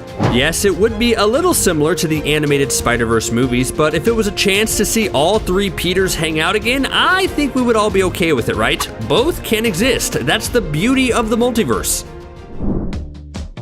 MODOK may seem like a bit of a joke because he's kind of silly with his all-head design and floating bodysuit, but he's incredibly intelligent, extremely dangerous, and could provide an excellent foil for a hero in an MCU movie. And you know what I think? I think MODOK should be a villain in Sam Wilson's Captain America 4. To me, the two would just have a fun dynamic. Sam Wilson on his own doesn't have a whole huge gallery of popular rogues, so they should bring in a fan-favorite bad guy for him to do battle with. yeah. MODOK seems like the mad scientist type that would have a problem with the world around him and would go to extreme measures to change it, which does offer a parallel to Sam's character arc as the new Cap. But are there other places MODOK could pop up? I guess you could make the case that he'd be an interesting Armor Wars villain, but again, putting him up against the new Captain America would be the best choice in my opinion. And is it possible to get Patton Oswalt to voice him? Man, if you haven't seen the animated MODOK show, go do that right now. It's great. Yeah, about that. Whenever the X-Men make their grand introduction, they're going to need a powerful villain to fight. Yeah, sure, they could go the Magneto route again, but I'm hoping they bring in a baddie we haven't ever seen in live action, but has been teased a few times. Mr. Sinister is a master of both genetic engineering and rocking fancy capes. Two very important things in my book. I was right. He's a powerful villain that acts as a perfect foil for the X-Men thanks to his belief in engineering a perfect race of superhumans. We saw his name pop up over in the Fox franchise, but never got to see that pay off. But with his introduction in the MCU, he could finally make his long-awaited debut. The thing I'm wondering is whether Mr. Sinister is a one-movie type of baddie or a franchise villain. He's powerful enough where it could go either way. He's both a brainy and a brawny villain thanks to his genetic upgrades and could cause a ton of trouble for our favorite mutants. The Maestro is an evil future version of the Hulk, and I think his introduction is the exact thing the Hulk storyline in the MCU needs right now. Yes, this is the part of the video where I lament the fact that Bruce Banner and Hulk have been underutilized and mistreated in the MCU. I know, I do this a lot, but you know what would stop all my complaining? Maestro. Think of what Maestro could do for Hulk's arc in the MCU. Besides that one freak out in Age of Ultron, we haven't really gotten to showcase the destructive powers that Hulk can unleash upon the world. And with Maestro, it allows the MCU to have its cake and eat it too. By introducing a future evil version of the Hulk, we can see a version of the character unleash his true potential and showcase just how terrifying he can really be while all the heroes struggle to stop him. But do so in a way that doesn't make a villain out of our Bruce Banner and Hulk. They could even tweak it by saying Maestro comes from a different universe compared to an alternate future and have that fit in with the whole multiverse vibe the MCU is going for right now. At the end of Shang-Chi and the Legend of the Ten Rings, we got a classic post-credit sequel tease that hinted that the mysterious origin of the rings would be the basis for the next film. Comic fans know that the rings originally came from the McLuhans, a dragon-like alien race, and arguably the most famous McLuhan is Fin Fang Foom. Now, normally Fin Fang Foom is an Iron Man villain, but it wouldn't be hard to tweak the backstory to have the villain repurposed into a Shang-Chi antagonist. Shang-Chi is used to fighting big dragon-like creatures now, so it makes sense. The character just fits much easier into Shang-Chi's current character arc than anything to do with Iron Man. Can you imagine if Iron Man 2 had Tony fighting a big dragon alien? That would have been weird. I mean, I guess it would have been a better version of Iron Man 2 compared to the one we got though, so I guess that wouldn't be all bad. But anyways, tying a Fin Fang Foom into Shang-Chi's quest to understand the Ten Rings makes the most sense. Magus is an evil future version of Adam Warlock, a character who's set to make his debut in Guardians of the Galaxy Volume 3. You really can't have Adam Warlock without Magus. It's a huge element in what makes the character interesting, but the real question is, just how will the franchise incorporate Magus? Will they ignore him completely? Will they build up Adam Warlock's character across multiple movies and then reveal his evil future version of himself? Or will we get Magus almost right away and he'll be the main villain of Guardians 3? It's also tough because the new version of Adam Warlock will have his backstory tweaked since he's now a creation of Aisha and the Sovereign. There's a lot of options, but really it all comes back to making Adam Warlock an important character. It was weird seeing the Infinity War arc play out without Adam at its center as he was vital to it in the comics, but I understand why things worked out that way. Now that the Infinity Saga is complete, how could Adam and Magus shake things up in the MCU? I know this list is about powerful villains, but I still wanted to give Bullseye a special shout out. Because yes, Bullseye up against almost anyone else on this list would be a pretty one-sided fight, but he's still one of the best street-level antagonists around. He's the man that can hit anything with anything. And overall, there's a big question of whether they would bring the Netflix version of the character back after we just saw the returns of Charlie Cox's Daredevil and Vincent D'Onofrio's Kingpin. Season 3 of Daredevil had the massive cliffhanger with the character undergoing that experimental treatment to fix his shattered spine, and coming out of it enhanced, so it would be weird if the MCU just dropped in a new version of the character to fight Charlie Cox's Daredevil. And the great thing about the character is that he could fight a bunch of different heroes. Yes, he's a perfect Daredevil antagonist, but he could also go up against Echo in her upcoming show, against Spider-Man if he's more street level now, Yelena if the two cross paths, or even against Moon Knight down the line. Alright, time out! See, Bullseye is an all-purpose villain, so let's start using him.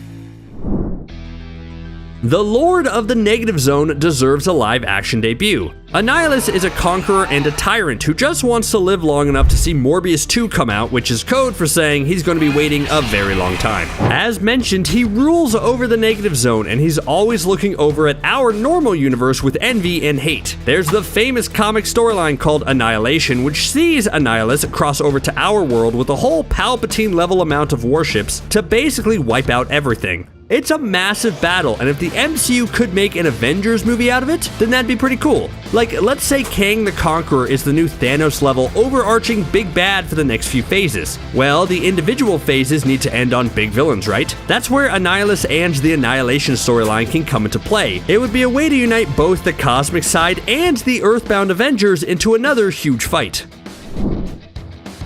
We know Blade is coming soon to the MCU, and it would be weird if we didn't see any vampires come along with him. I mean, Blade is a vampire hunter. Can't really do that if there are no vampires around. And who would be the biggest, baddest vampire you could introduce in the MCU? That's right, it's Dr. Michael Morbius at your service. Just kidding, Blade would cut off Morbius's head before Morbius could even utter the words, "But what about the Sinister Six?" I'm talking about Dracula, the most famous vampire of all time. If we're getting Blade in the MCU and he's going to have a meaningful storyline, then let's get dark and spooky by introducing Dracula for him to battle with. You don't get any more powerful than Dracula from a vampire perspective. I mean, we're getting Werewolf by Night soon, we have mummies thanks to Moon Knight, why couldn't Dracula pop up? It's the best option for Blade moving forward. But I guess there's another option too. That fake meme that's always spread around where Moon Knight calls Dracula a nerd and demands money is legendary, and although that didn't happen for real, it totally should now, so make Moon Knight and Dracula meet up, please. Are you crying? A bit. Okay, this one is only for sentimental reasons. I want to see the Scorpion in live action. I say that because I feel like we got a bit robbed. Spider-Man Homecoming teased a Scorpion transformation with Matt Gargan teaming up with Adrian Toomes, but you can tell that plans changed. Yeah, just roll it back to last Friday. But that idea was disproven thanks to the Sonyverse, which stole Toomes from our timeline and placed him in a whole other universe with a dumb explanation. So now, where does that leave Scorpion? There's still a chance he shows up in Tom Holland's Spider-Man 4, but I'm not really holding my breath. I love Mangog's backstory and totally think he could fit with a new Thor movie. In the comics, Mangog is the physical manifestation of the hatred of a billion beings that were slaughtered by Odin back when he was a tyrant. I think that's cool. Imagine all of our collective hate for Star-Lord in the moment where he punches Thanos in the face while they're trying to get the Infinity Gauntlet off of him, and then that hate turns him into a beast that runs wild. That's basically Mangog, and he still works in the MCU. The Thor movies have loved to explore the idea of Odin's past as a bad guy coming back to haunt Thor, and this would be another way to do that. He could even factor into Thor Love and Thunder. I mean, Gore the God Butcher hates gods. Mangog is the physical manifestation of hate. It's a match made in heaven.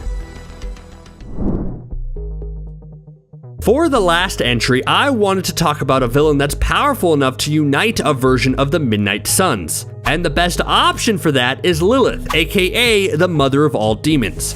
We know that Lilith is traditionally known as the first wife of the biblical Adam, so you know she's been around the block a bit. Normally in the comics, she's an enemy to Ghost Rider, and if the Spirit of Vengeance ever gets another solo project, then Lilith should be the big bad demon he has to face.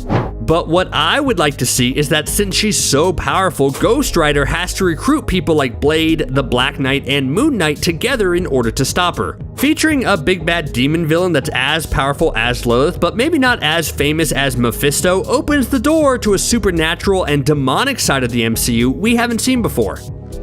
Okay. Gods, deities, celestials, Asgardians, perennial beings, cosmic entities, star giants. Whatever they prefer to be called, they are powerful. Not only are these beings powerful, but there are a plethora of them within the many universes of Marvel, who exist both on-screen and in comic book pages.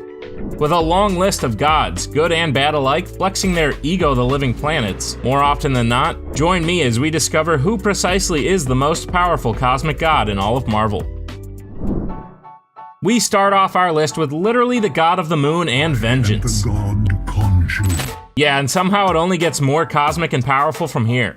Khonshu, unable to enter Earth's plane on his own, is an ancient Egyptian deity that empowers human avatars to do his earthly bidding. Not always on the side of good, but inclined to help save the world, Khonshu has enthralled many of Moon Knights over the last few millennia. Most famous of whom, Mark Spector and Stephen Grant, are in a constant battle with one another over control of their body, which Khonshu seems to relish in the chaos. The vastness of Khonshu's powers remains somewhat unknown. Although it is possible to damage him, he is incredibly long-lived and immune to aging or disease. Under a full moon, he has not only stripped heroes of their powers, but has used them for himself. Khonshu has become the Iron Fist, the Ghost Rider, and the Sorcerer Supreme. He has even used the Odin Force to make Thor look like a fool, though I'm not sure that was too hard to do. Yeah, right.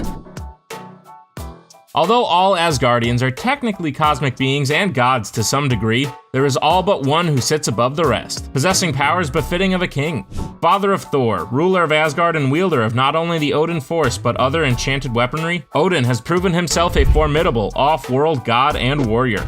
With unmatched wisdom and a plethora of exceptional feats, performed during his long lifetime, including cataclysmic battles and foreboding future events, Odin has also fought alongside the Stone Age Avengers all the way back in 1 million BC, and helped subdue a celestial called Zagreb, the Sorrower. He's even healed fellow Asgardian Baldur the Brave from the brink of termination. Go Odin Force! Belonging to no particular vessel, the Phoenix Force is a fiery cosmic entity that predates darkness. Edgy. As one of the oldest and most feared entities in all of Marvel comic books, the Phoenix Force has the ability to freely roam space as cosmic energy, or bond itself to selected hosts. Preferring telepaths and telekinetics, the Phoenix Force has also bonded with a handful of other mutants and metahumans. As most notably seen with Jean Grey, the Phoenix Force can cause even the most powerful minds to go completely mad once enveloped. Capable of destroying entire planets and even worse, the Phoenix Force actually possesses its own realm that serves as an afterlife known as the White Hot Room. Currently contained within the mind and body of Echo, the Phoenix Force continues to condemn the unworthy. As far as the MCU, do you think they'll introduce the Phoenix Force in the Disney Plus Echo series? Or will the third time be the charm for Jean Grey and the X-Men? Do you like the Juggernaut? Yeah, well, he's not on this list. But the most militant and evil of all demonic entities, Cyttorak, certainly is. How are these two things related? Well, let me catch you up. Cyttorak, 1/8 of the magical Octessence beings, competed against his 7 counterparts in the Wager of Octessence. Clever name. Essentially, they each created a gem, which were all hidden in different locations on Earth. The first men to touch each gem would be dubbed Exemplars, while also gaining all the power of whichever Octessence's gem they found. Simple, right? So, Cain Marco, stepbrother of Professor Charles Xavier, found the Crimson Gem of Cyttorak, which transformed him into the unstoppable Juggernaut. You'd probably think with all of the destruction the Juggernaut has caused on his own over the years that Cyttorak would qualify for this list simply based off that. But Cyttorak is much more powerful, with even Mephisto acknowledging his position as the underworld's most demonic. Trapped in a pocket dimension by magical forces in hopes of keeping him and his destruction at bay, Cyttorak is one of the more underrated cosmic gods on our list. Said to be the most powerful being in the galaxy, Uatu the Watcher doesn't even crack the top 10 on our list, and that's saying something. Hey, wait, where are you going? The most familiar of the Watchers and star of Marvel's What If series on Disney+, Uatu possesses the same omniscient powers as the rest of his race. We've seen this before. Immortality, interdimensionality, and multiversal travel on a whim. If it wasn't for Uatu's vow of non-interference, there may not have ever been a need for the Avengers. It cannot be an easy life, knowing what every other sentient life form is thinking at all times. Uatu is so powerful that he has the ability to choose to perish, go to the afterlife, and then choose to live again. Choices, choices. Uatu the Watcher could quite possibly be one of the most powerful cosmic forces in the entire Marvel Universe. Unlike Uatu, however, this is something we may never know. One day, you're just a regular old humanoid called Galen living on your paradise of a homeworld, Ta. The next day, you're fusing with the sentience of the cosmos in order to survive the collapse of the 6th incarnation of the multiverse. You know, Tuesday stuff. Joking aside, this is more or less the origin story of Galactus. A cosmic being that hungers for and feeds on energy found in planets, Galactus also possesses the power cosmic, which he uses to empower his heralds, such as the Silver Surfer, who then proceed to scout worlds deemed worthy of consumption. Literally the sentience of a no longer existing universe, Galactus may be one of the most terrifying cosmic entities in the history of Marvel Comics. Popular with book readers and moviegoers alike, there seems to be a calling online for Galactus to be the next Thanos-level threat for Earth's mightiest heroes in the MCU. Personally, I'm just excited to see Galactus again on the big screen, provided he's nothing like the version we saw in Fantastic Four: Rise of the Silver Surfer. Eldritch deity and creator of the symbiotes. We can all thank Null for the likes of iconic villains such as Venom, Carnage, and even Gore the God Butcher. All gods will die. Minding his own business, contempt in his void of darkness, Null was awoken from a slumber by the Celestials and their light of creation. Enraged, Null created the first symbiote in the form of All Black, the Necrosword, using it to vanquish one of the cosmic giants. After refining his blade utilizing the divine force of the Celestial's severed skull, and waging war against the light, Null found himself stranded on a desolate planet, which he inhabited by creating our favorite amorphous parasites. Cute. With Null hell-bent on destroying and corrupting anything good, it's crazy to think that such an ancient and evil force wouldn't be a problem if those pesky good guys were just minding their own business for once. How dare they try and create the 7th iteration of the cosmos? At least we got one good thing out of it in Spider-Man's black suit, though. Well, maybe that wasn't always so good either. Once an elder god of Earth who degenerated into an evil and demonic entity, Chthon used the godly powers to create a book called the Darkhold, the Book of Sins. The Darkhold is indestructible and contains all of Chthon's evil works and spells, which he uses to influence some of the strongest life forms in all of the Marvel Universe. With the Darkhold being featured so prominently in the MCU, most notably in Doctor Strange and the Multiverse of Madness, you have to suspect that we'll be seeing Chthon on our screens sooner than later. The originator of chaos magic, Chthon is able to manipulate nature, turn people into stone, and even resurrect corpses to be used as henchmen. By looking directly at his true form's face, people have literally melted in fear, and the realm he resides in is said to inflict pain beyond pain once entered. Could Chthon be the one manipulating Elizabeth Olsen's Wanda Maximoff this whole time? Kronos, a brilliant scientist and ruler of the Eternals of Earth, was caught in a cosmic catastrophe when an explosion in his laboratory destroyed his physical body and home planet, Titanos. Luckily for Kronos, his mind amalgamated with time and space, transforming him into a powerful cosmic entity. Considered the bodiless embodiment of time, Kronos has the ability to manipulate inanimate matter and even control the souls of deceased mortals. Not necessarily a good guy, Kronos is not considered a villain either. He's often on the side of peace, as shown in past battles with his brother Uranos. Furthermore, he's had a long-running connection with the Mad Titan Thanos. Technically, he's the grandfather of Thanos, who was only conceived with his scientific aid. With all of these connections that have also been made inside the MCU, perhaps sooner than later we'll get to see some Family Feud on TV. The first two of the 4 cornerstones of the universe, Death and Eternity, sit directly across from each other on the spatial axis. Complete opposites of one another, Death is driven by the end, feeding off of the souls of those that have passed. Eternity is the manifestation of the everlasting universe itself. Because of this, he is bound cosmically to the core of every other universe in the multiverse. To sum it up, one is the embodiment of space and time, while the other embodies the end of it. Death, with the ability to bend reality to her will, enjoys manipulating Thanos on a regular basis. Relying on the Mad Titan to do her bidding, which in turn sustains and increases her power, Thanos is avidly in love with Death, and she couldn't care less about him. Now, I'm no relationship expert, but it seems like those two may be toxic for each other, and the universe. Yikes. Eternity, on the other hand, stays relatively inactive, and is only manifested when the universe is in imminent danger. Brother and sister of Death and Eternity respectively, Oblivion and Infinity also sit across from each other on the spatial axis. The other 2 pillars of the 4 cornerstones of the universe, Oblivion and Infinity, rank 1 spot higher on our list because they've both done more OP stuff than their counterparts. Simple enough. Oblivion is the god of the void and nothingness. Infinity, much like her brother Eternity, is the embodiment of the entire Marvel universe. Though able to act separately, Infinity and Eternity are entwined cosmically as one. Much like his sister Death, Oblivion prefers to keep his hands clean. Unlike his sister, he prefers controlling avatars like the inhuman Maelstrom, as opposed to manipulating supervillains into doing his bidding. Oblivion manifested an aspect of himself, a demon called the Chaos King, who destroyed over 98% of the entire multiverse. Infinity, much like her brother and even more so, stays inactive unless the universe is in dire distress. She also once defeated Oblivion's avatar Maelstrom. Unlike her brother Eternity, Thanos never captured Infinity. Therefore, even though they are essentially one with each other, Infinity gets the nod in our rankings. Just makes sense. Just trust me. Known as the universal scale of justice and the personification of multiversal law, the Living Tribunal's 3 voices act as a representative for the one above all. Surpassed by few and the answer to everything, the Tribunal's function is to protect the multiverse from imbalances and mystical forces. He serves as the final judge for matters involving cosmic beings. Unlike almost every other entry in our rankings, the Living Tribunal has no other alternate counterparts in any other universes, yet he's able to exist simultaneously in multiple universes at once.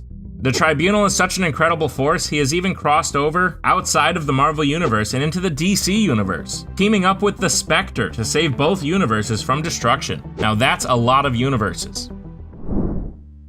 Now I know you're probably thinking, haven't Celestials been defeated by virtually everybody else on this list so far? Well, they have. However, Celestials have existed since the beginning of multiple timelines and throughout multiple universes. They've existed in many shapes and forms, with many godlike specialties and powers to behold. As natural order would have things, some beings are destined to ascend above their equals, and that's no different with these 2 cosmic star giants. Debates have raged online for a decade over who's more powerful, Tiamat the Dreaming Celestial or Skathan the Approver. Though you could make an argument for either candidate.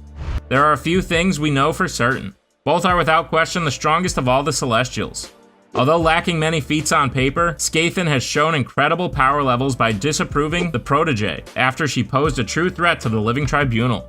Skathan restrained Protégé with ease and saved the multiverse. Tiamat's feats, on the other hand, are well documented. Not only was Uatu the Watcher unable to see anything when Tiamat first awoke, but Galactus himself was fearful to hear Tiamat was coming for him. Furthermore, Tiamat has ascended and has been acknowledged as an equal to the next entry on our ranked list. To begin to explain the Fulcrum is somewhat of a challenge, as his existence poses more questions than provides closure. The last stop for Celestials after they pass away, or are destined for reincarnation, the Fulcrum is a mysterious deity that welcomes slain or ascended cosmic gods inside of a bar. Yes, like a bar, with drinks. Why he's serving beverages, and whether he's even his own entity, or is some sort of an aspect or avatar speaking on behalf of the one above all, remains unknown. What is known, however, is that the Fulcrum is full of wisdom and answers. An omnipotent and omniscient entity, positioned as the one the Celestials answer to. The only other being in the multiverse acknowledged as an equal to the Fulcrum has been Tiamat. Ascending above every Celestial that came before him, Tiamat was able to question the Fulcrum, who deemed him more than a Celestial, and asked him the final question, "Will you come with me?" Said to be an homage to Jack Kirby, and even using the alias Jack in his Cosmic Tavern, the Fulcrum is either incredibly powerful or is one and the same with the #1 ranked Cosmic God on our list. God, the one, #1, top ranked, pound for pound, the cream of the crop. Not only the most OP Cosmic God in the entire Marvel Universe, but the one above all is just that, above all. The only being that the Living Tribunal answers to, and the ultimate source of love and good, the one above all can create or alter life on a whim. They have seldom revealed themselves to anyone, only appearing in the form of a man in which they spoke to Peter Parker about the acceptance of death as a part of life. They are able to manifest a dark entity known as the One Below All, which serves as a counterweight in the cycle of death and rebirth. Allowing their creatures and nature to play its course regardless of the outcome, the one above all even chose to sit back while Marvel's Prime Universe was fully destroyed. After deliberation with Thanos, the one above all decided it was best to recreate the universe, which they did at the snap of a finger. Well, maybe I made that last part up for symmetry. Nonetheless, thought to be an homage to the late Stan Lee, not only is the one above all unmatched in power and knowledge, they are the beginning and end of any and everything.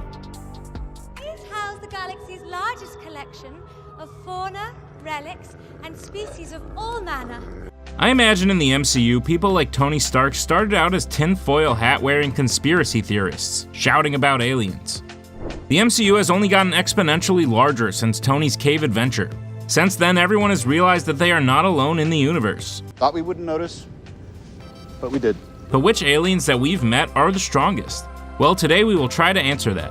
Now, these aliens come from somewhere off Earth in the main MCU universe, which means sorry Shang-Chi's dragons, Dormammu, and the Watcher, but no characters from other dimensions here. They look like they're from Earth? Maybe Middle-earth? Let's see who creates the most dangerous close encounters right now. You're from Earth. I'm not from Earth, I'm from Missouri. Yeah, that's on Earth.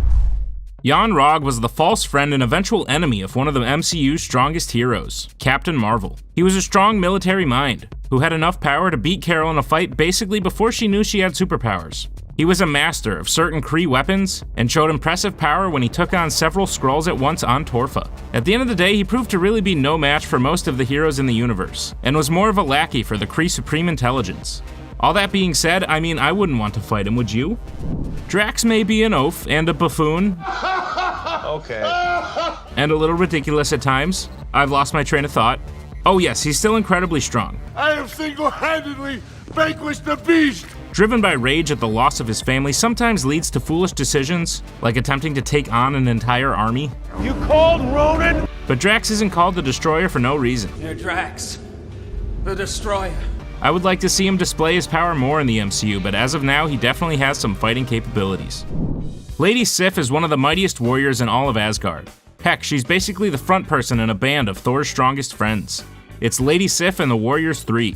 I have to imagine if she wasn't the best of them, it would just be called the Warriors 4. She is an expert combatant and has been seen taking on some very strong opponents. In the grand scheme of things, when it comes to aliens, there are definitely stronger, but Sif deserves a place on this list, especially since she's the last of Thor's friends truly left standing. He's funny, witty, loves organizing revolutions, and is a pair of scissors' worst nightmare. My name is Korg, I'm kind of like the leader in here. Korg is a Cronin who Thor met in the gladiatorial arena on Sakaar. You don't need to be afraid unless you're made of scissors. Just the fact that Korg was still around shows that he had not even lost in a fight yet, even if it was just the undercard fights.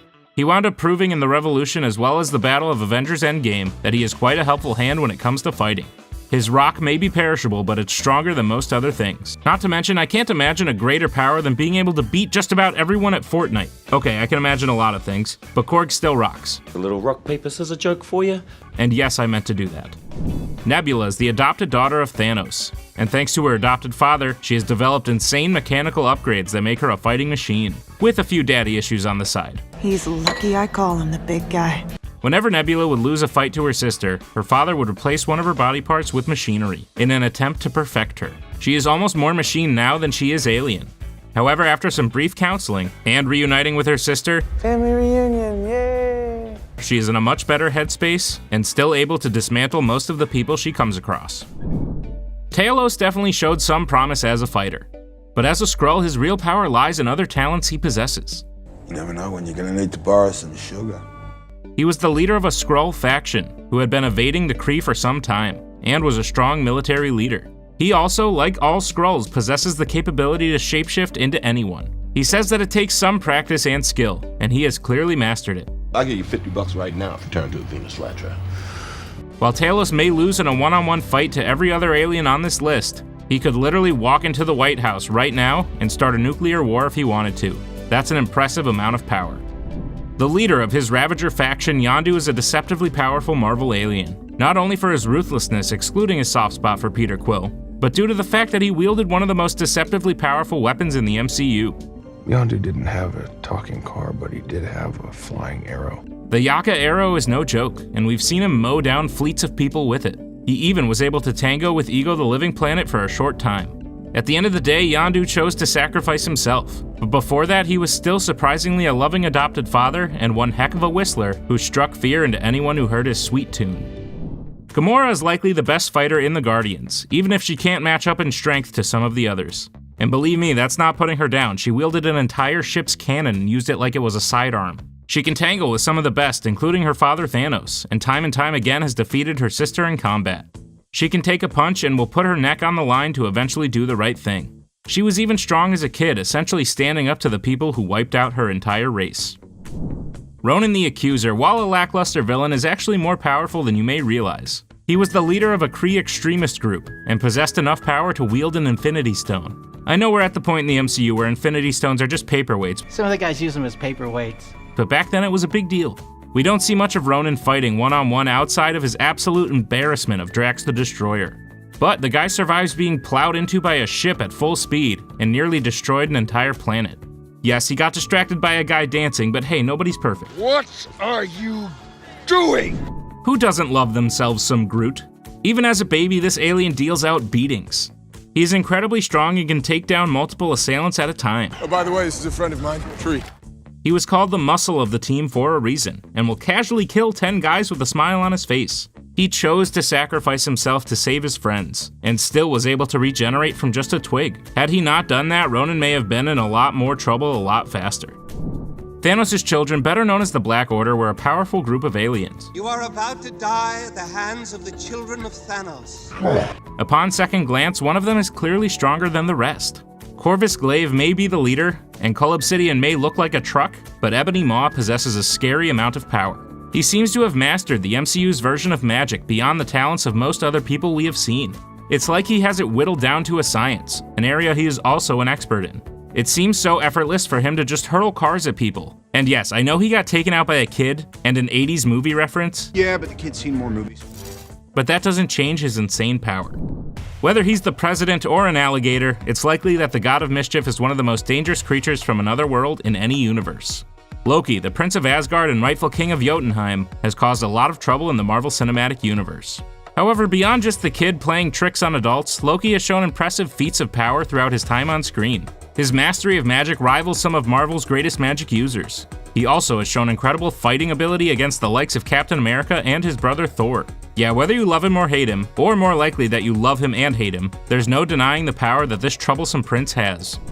Man, the Eternals really pulled the old bait and switch on us, didn't they? I wish they hadn't, because Druig is really a menacing villain if given the time to be fleshed out. His ability to control minds is truly a frightening feat. Essentially, the Eternal Druig is what happens if Professor X ever turns to the dark side. Now yes, there were some mischievous moments to say the least, but overall Druig really proved himself to be more heroic in the Marvel Cinematic Universe. The power displayed is also something that is quite impressive, and though he has been around for thousands of years, it seems as though he has not even reached his full potential. If and when he so chooses, he could literally have the most powerful people in the world at his beck and call, and they won't even have a say in the matter. The pound for pound physically strongest Eternal is far and away Gilgamesh. It's why he volunteered to look after Athena when she was suffering from the Mod Weary. We also see him one-punch deviants who the other Eternals spend a very long time trying to take down. He doesn't display some of the other powers that the Eternals possess, like flight or mind control, but getting into a fistfight with him is definitely the worst idea a person could have. Even though he gave his life for his fellow Eternals, he will still be remembered as one of their strongest. Even in that apron, I still fear what that guy's fist could do to my face. Algrim was the right-hand man to Malekith the Accursed, a dark elf who tried to drive the universe into darkness.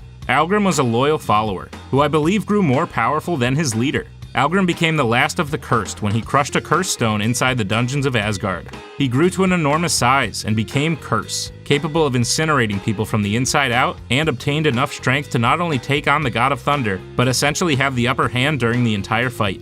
He swatted away Mjolnir and took the life of Frigga, the Queen of Asgard. Curse is definitely an underrated powerhouse, probably because he fell for the oldest trick in the book. You know, try to impale the brother of the guy you're fighting, when really he's just trying to get close enough to set off your black hole grenade and send you into oblivion. We've all fallen for it. Athena is one of the most powerful Eternals, and even though she went a little crazy, there are still very few who would want to tangle with her. She has mastered the power to manifest weapons from thin air. She also uses those weapons with precision and ferocity. She single-handedly was able to take down the strongest deviant in the Eternals film, and thanks to the Mod Weary, she nearly took out the Eternals themselves. She's fantastic, and when those eyes glaze over white, you'd best turn and run. Cersei's power is probably the most understated of all the Eternals. That is, of course, until the end, when she literally saves the world. Her power allows her to transform matter into any other matter. She could turn a brick wall into a wall of flowers, and a hammer into glass. Eventually, she also learned how to transform organic matter, which gives her such insane power that all she has to do is touch you and you could turn to stone. That, or she could date you for 1,000 years and eventually choose Dane Whitman instead. He may have turned out to be kind of a jerk, but there's no denying that Icarus was probably the strongest Eternal that we saw. It took a combined effort of all the other Eternals to take him down. We saw him display more powers than anyone else, including super strength, flight, and laser vision. The guy was basically Superman, only with a much less friendly relationship with the sun. I don't wear a cape. It's too bad he flew to his demise, because what I wouldn't give to see him in a showdown with a certain God of Thunder. Speaking of the Asgardian prince, Thor was the first alien that we, the audience, actually saw visit Earth in the MCU. And after he regained his powers, he proved to be one of the strongest. He wields a mighty weapon in either Mjolnir or Stormbreaker, and genuinely could knock anyone's lights out without either of them. With the ability to fly, pull me off the... Oh my god, the hammer pulled you off. And a manipulation of lightning, it's safe to say that without Thor, the Earth would have been lost long ago. I am the god of thunder! He comes from a powerful family and has outlived them all. Is he asleep? No. I'm pretty sure he's dead. He has even decapitated the mighty Thanos and defeated some of the strongest villains in the Marvel Universe. I believe we have not yet seen the strongest version of Thor, who may one day grow to surpass all others. The people of Earth don't nickname an alien the goddess of death unless they see some real potential in that alien's destructive capability. You must be Hela. Essentially, Hela earned her nickname. The firstborn child of Odin, Hela showed why her father felt the need to trap her in another realm to contain her bloodlust. She has the power to manifest swords from thin air and turn them into projectiles, which she used to just destroy the Warriors 3, as well as the entire Asgardian army. There was almost no way to stop her, which is why Thor basically had to cheat. Imagine you were just destroying someone in one-on-one basketball, and they decide to blow up the court so that you can't play anymore. That's essentially the only way to take an alien like Hela out. Odin All-Father, ruler of the 9 realms and king of Asgard. Well, you know, until that whole thing happened. Before Odin's passing, he was one of the most powerful beings in the universe. Born on Asgard to his father, King Bor, Odin once came to Earth to fight the Frost Giants, and eventually, with his daughter at his side, conquered the 9 realms. He wields some of the most powerful weapons, including the Odin Force, and houses some of the universe's greatest treasures. Odin's treasures. Fake. Odin was able to amass one of the most powerful armies and build one of the greatest empires in the MCU. Everyone thinks that being worthy enough to wield Mjolnir exhibits insane power. But how about being the guy who basically decides who is worthy? Before he passed into the next life, the mere presence of Odin was holding back some of the universe's greatest evils. On his own, Surtur may not seem like much. Heck, Thor had time to defeat him before the main title card even popped up. However, when combined with the Eternal Flame, as was written, Surtur of Muspelheim becomes an alien capable of destroying worlds. Surtur commands a powerful army himself, and wields the Twilight Sword, a deceptively powerful weapon. When Surtur grew as big as a mountain, in order to fulfill the Ragnarok prophecy, I cannot die, not until I fulfill my destiny. No one, not even the goddess of death, could hope to stop him. He used the Twilight Sword to completely obliterate Asgard, one of the universe's most powerful realms, leaving not even the foundations left in his wake. Ego the Living Planet was one of the first Celestials kind enough to introduce himself to us in the Marvel Cinematic Universe. He also happens to be an absolute psychopath driven to take over the entire universe. With his connection to the light, he had the power to physically manifest anything he could imagine. So he took this power to spread himself throughout the cosmos, planting a piece of himself on every planet. This way, when he had enough power, he could enact his plan, which he called the Expansion. Luckily, the Guardians were able to take him down, but had they not, we would literally all be gone and every planet would just have a giant Kurt Russell face on it. Which, now that I think about it, I think there are worse fates. What else can be said about the Mad Titan Thanos? Some have called him the most powerful being in the universe. This was even before he upped his jewelry collection to one that allowed him to destroy half the population with a snap of his fingers. He's a plague, Tony. He invades planets, he takes what he wants, he wipes out half the population. He rips through full teams of Avengers like cotton candy, and needless to say was a worthy villain to cap off 3 phases of cinematic universe. He can beat the Hulk in a fistfight and even outwit the God of Mischief. There's almost no stopping him, and even trying means you're going to lose some good heroes along the way. Now that the Celestials have revealed themselves to us, I believe we have been introduced to one of, if not their strongest, in the form of Arishem the Judge. He has the power to literally create and destroy worlds whenever he so chooses. He has almost full control over some of the other extremely powerful aliens on this list. In an afternoon, he could kill billions and also create billions. He is nothing less than a god in the MCU, whose job is to determine which worlds live and which ones don't. Whatever the case, Arishem is a galactic being who is bigger than the Earth and easily one of the most powerful aliens we may ever see. I am a god, you dull creature.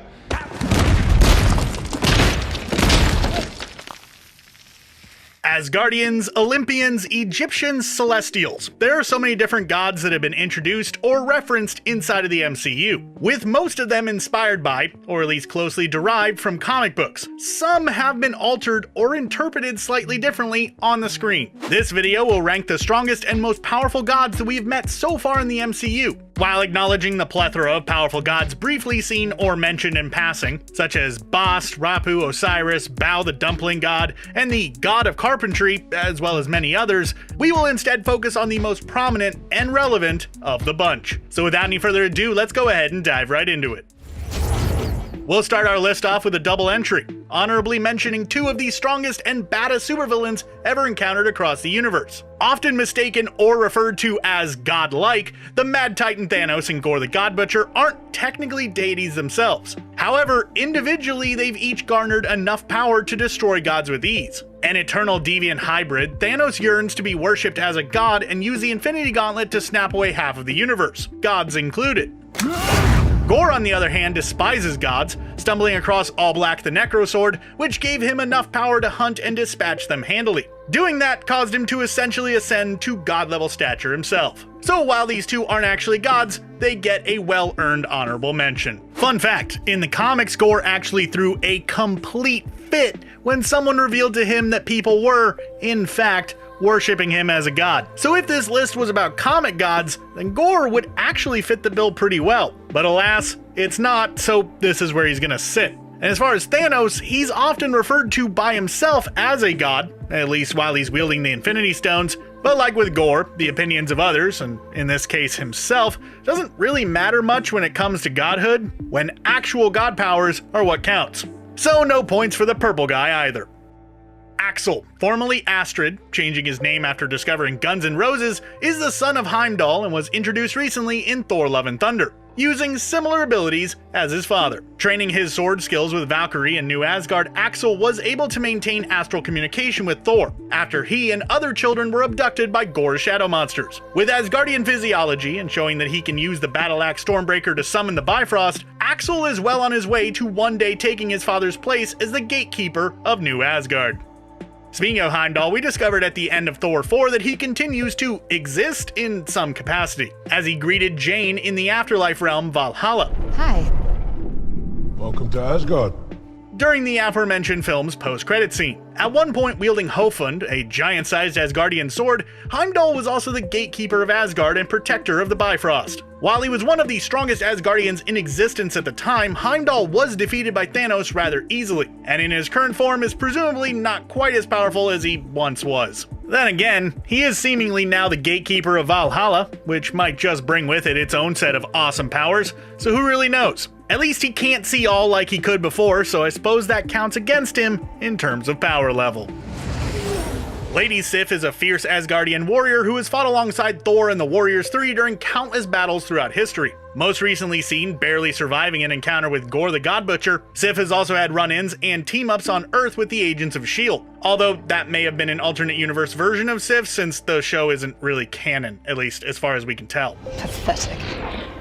Regardless, Sif is known as the Goddess of War, and beyond her Asgardian physiology, is one of the most skilled combatants in the entire universe with a blade. Even having lost an arm against Gore doesn't seem to have slowed her down much, judging by the fact that she is now in charge of training the youth of Asgard in the ways of combat.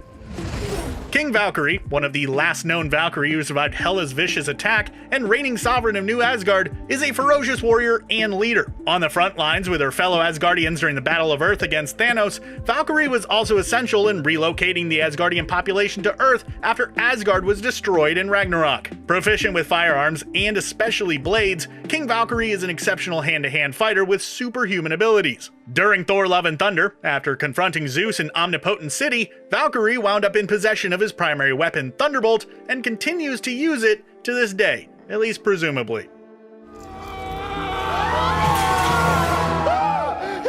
The goddess of women and children, Taweret is one of the Ennead, a race of Egyptian gods. Serving as a guide through Mark Spector and Stephen Grant's journey to the afterlife, Taweret has the appearance of an anthropomorphic hippopotamus. Although Egyptian gods can become restricted by the limits of their chosen avatar for the most part, Taweret is still an incredibly powerful deity. Nothing is really known about her combat skills or notable feats. However, like all Egyptian gods, she chose and powered up an avatar of her own in Layla, rendering her a female version of the Scarlet Scarab from the comics. Using the avatar Harrow, who was also the previous Moon Knight, Ammit was imprisoned by Khonshu before Harrow freed her. A divine and anthropomorphic crocodile lady, Ammit is one of the most powerful out of all of the Ennead. Although Ammit is seemingly more powerful than the likes of Taweret or Khonshu in hand-to-hand combat, Khonshu's determination and willingness to do absolutely anything it takes, no matter how violent or nefarious, have allowed him to capture and defeat Ammit on more than one occasion. No slouch by any means, their full potential remains somewhat of a mystery, at least for now. Ascending to godlike status, as revealed in the post-credits scene of Thor 4 upon her arrival to Valhalla, Jane Foster briefly held the title as Mighty Thor. Unknowingly enchanted by Thor to always protect her and weakened by stage 4 cancer, Jane began hearing a then-broken Mjolnir calling out to her. Upon arriving to New Asgard, Mjolnir reassembled itself and granted Jane essentially the same powers as Thor. However, unlike Thor, Jane does have one glaring weakness. If she's not in possession of the hammer, she reverts back to her sickly human form, and Mjolnir is actually making things worse by slowly using her life force, allowing these powers to function. Jane would lay her life on the line to help protect the children of New Asgard and stop the efforts of Gore the God Butcher, proving herself as worthy as any Asgardian god born before her. You're all not worthy. Daughter of Gore the God Butcher, reincarnated by Eternity and adopted by Thor, Love is a divine child who has already been shown as more than capable of combat and wielding Stormbreaker. Although the extent of her powers remains unknown, as we've only met Love briefly at the end of Thor 4, it was revealed that her and Thor continue to travel the universe, protecting civilizations and planets from invaders and total destruction. Undoubtedly born to be a worthy warrior under the tutelage of her adoptive father Thor, and factoring in her cosmic background and origin story, Love has the potential of becoming one of the most powerful gods in all of the Marvel Cinematic Universe. God of the Moon and the Night Sky, Khonshu was banished by the Ennead Council for his harsh punishment of evildoers through his avatars known as the Moon Knights. The most recent of these Moon Knight avatars being the shared body of Mark Spector, Stephen Grant, and Jake Lockley, Khonshu at times has struggled for control of the vessel that he chooses. Although 2 out of 3 of the personalities' belief systems align greatly with that of Khonshu, there is still a struggle for control nonetheless. After confronting Amit and banishing her for a second time, Spectre and Grant thought Khonshu would release them, only to discover the existence of the ultra-violent Lockley in control of their body instead. What do you think will come of this revelation in Moon Knight Season 2? Let us know in the comments. Listen well, brother. I'm listening. Beloved trickster god and brother of Thor Odinson, Loki has made many friends and even more foes along his long lifespan. Loki was the primary supervillain throughout Phase 1 of the MCU and is responsible for the Avengers forming in the first place. Nearly successful in taking over Earth and absolutely successful in taking over Asgard and ushering in Ragnarok, Loki redeemed himself by going toe-to-toe with Thanos, sacrificing his life in the process. Learning of the actions of his alternate future self, current Loki has stayed on the heroic route, helping to prevent incursions throughout the multiverse alongside the TVA. Son of Zeus, Hercules in the comics has fought against and alongside Thor countless times on the page. In the MCU, however, we've only gotten a glimpse of him during Thor Love and Thunder's mid-credit scene. A mighty Olympian and master combatant, Hercules was tasked by his father to retrieve his stolen weapon Thunderbolt, and more importantly, wage war against the supers of Earth and the rest of the universe. Personally, I can't help but get excited at the thought of a Thor vs. Hercules movie, which is more than likely on the way if I had to venture a guess. What other Olympians do you think we'll see in Phase 5 and 6? Let us know in the comments down below.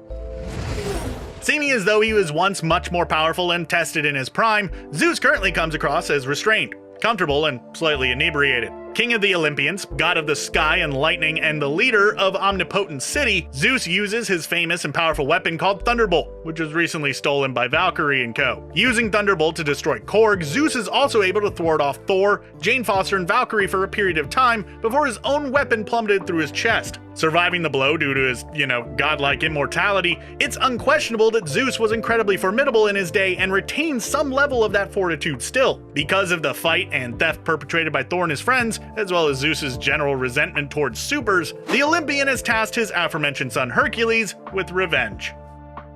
OG Avenger, brother of Loki, and son of Odin, Thor is one of the most battle-tested Asgardian warriors in the entire universe. Anyone else? Deemed worthy of wielding the majestic mallet Mjolnir, and forger of the cosmic battle axe Stormbreaker, Thor has done battle across time and space for millennia. Whether fighting alongside fellow Asgardian battlers, the Warriors 3, the Avengers, or even the Guardians of the Galaxy, Thor stands out as the most powerful of Earth's mightiest heroes. Although owning a near-flawless win-loss record when fighting against supervillains, Thanos excluded, Thor has required the assistance of allies when thwarting major enemies more times than not. Not to disparage the literal god of thunder, but factoring that in with his recently seen softer and humorous side, and Thor doesn't quite get placed at the top of our list.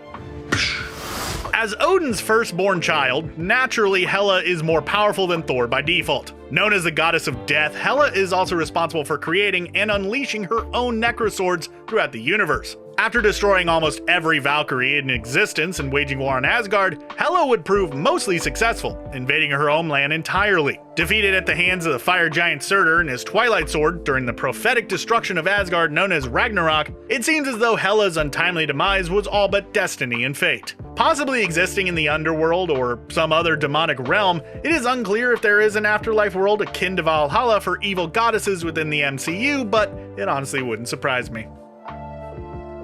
Father of Peter Quill and totally not a celestial, Ego the Living Planet was a primordial and powerful being. Using a humanoid extension of himself to find purpose in life, Ego planned to reimagine the universe by causing an extinction-level event called the Expansion. An extremely powerful entity, Ego was capable of planting seeds on various worlds, terraforming them into extensions of himself, virtually destroying them in the process. Unsuccessful at his attempt at evolving Earth, Ego was ultimately defeated by his son Star-Lord and his new family, the Guardians of the Galaxy. He may have been your father, boy, but he wasn't your daddy. Once the king of Asgard and protector of the 9 realms, Odin was one of the most powerful gods in all of Marvel history. One of the most fierce and respected warriors in the entire universe, Odin was also capable of manipulating his own life force magical and cosmic energy, known as the Odin Force, greatly increasing his powers to unfathomable levels. Beyond being known for his physicality and enchanted weapons, Odin has also been worshipped as a god of wisdom, studying and mastering dark magic, rendering him able to cast spells as well. Fathers of Thor and Hela, adopting Loki and leading the Asgardians to prosperity for thousands of years. Although unconfirmed, there is no doubt in my mind that Odin has found himself a home in Valhalla.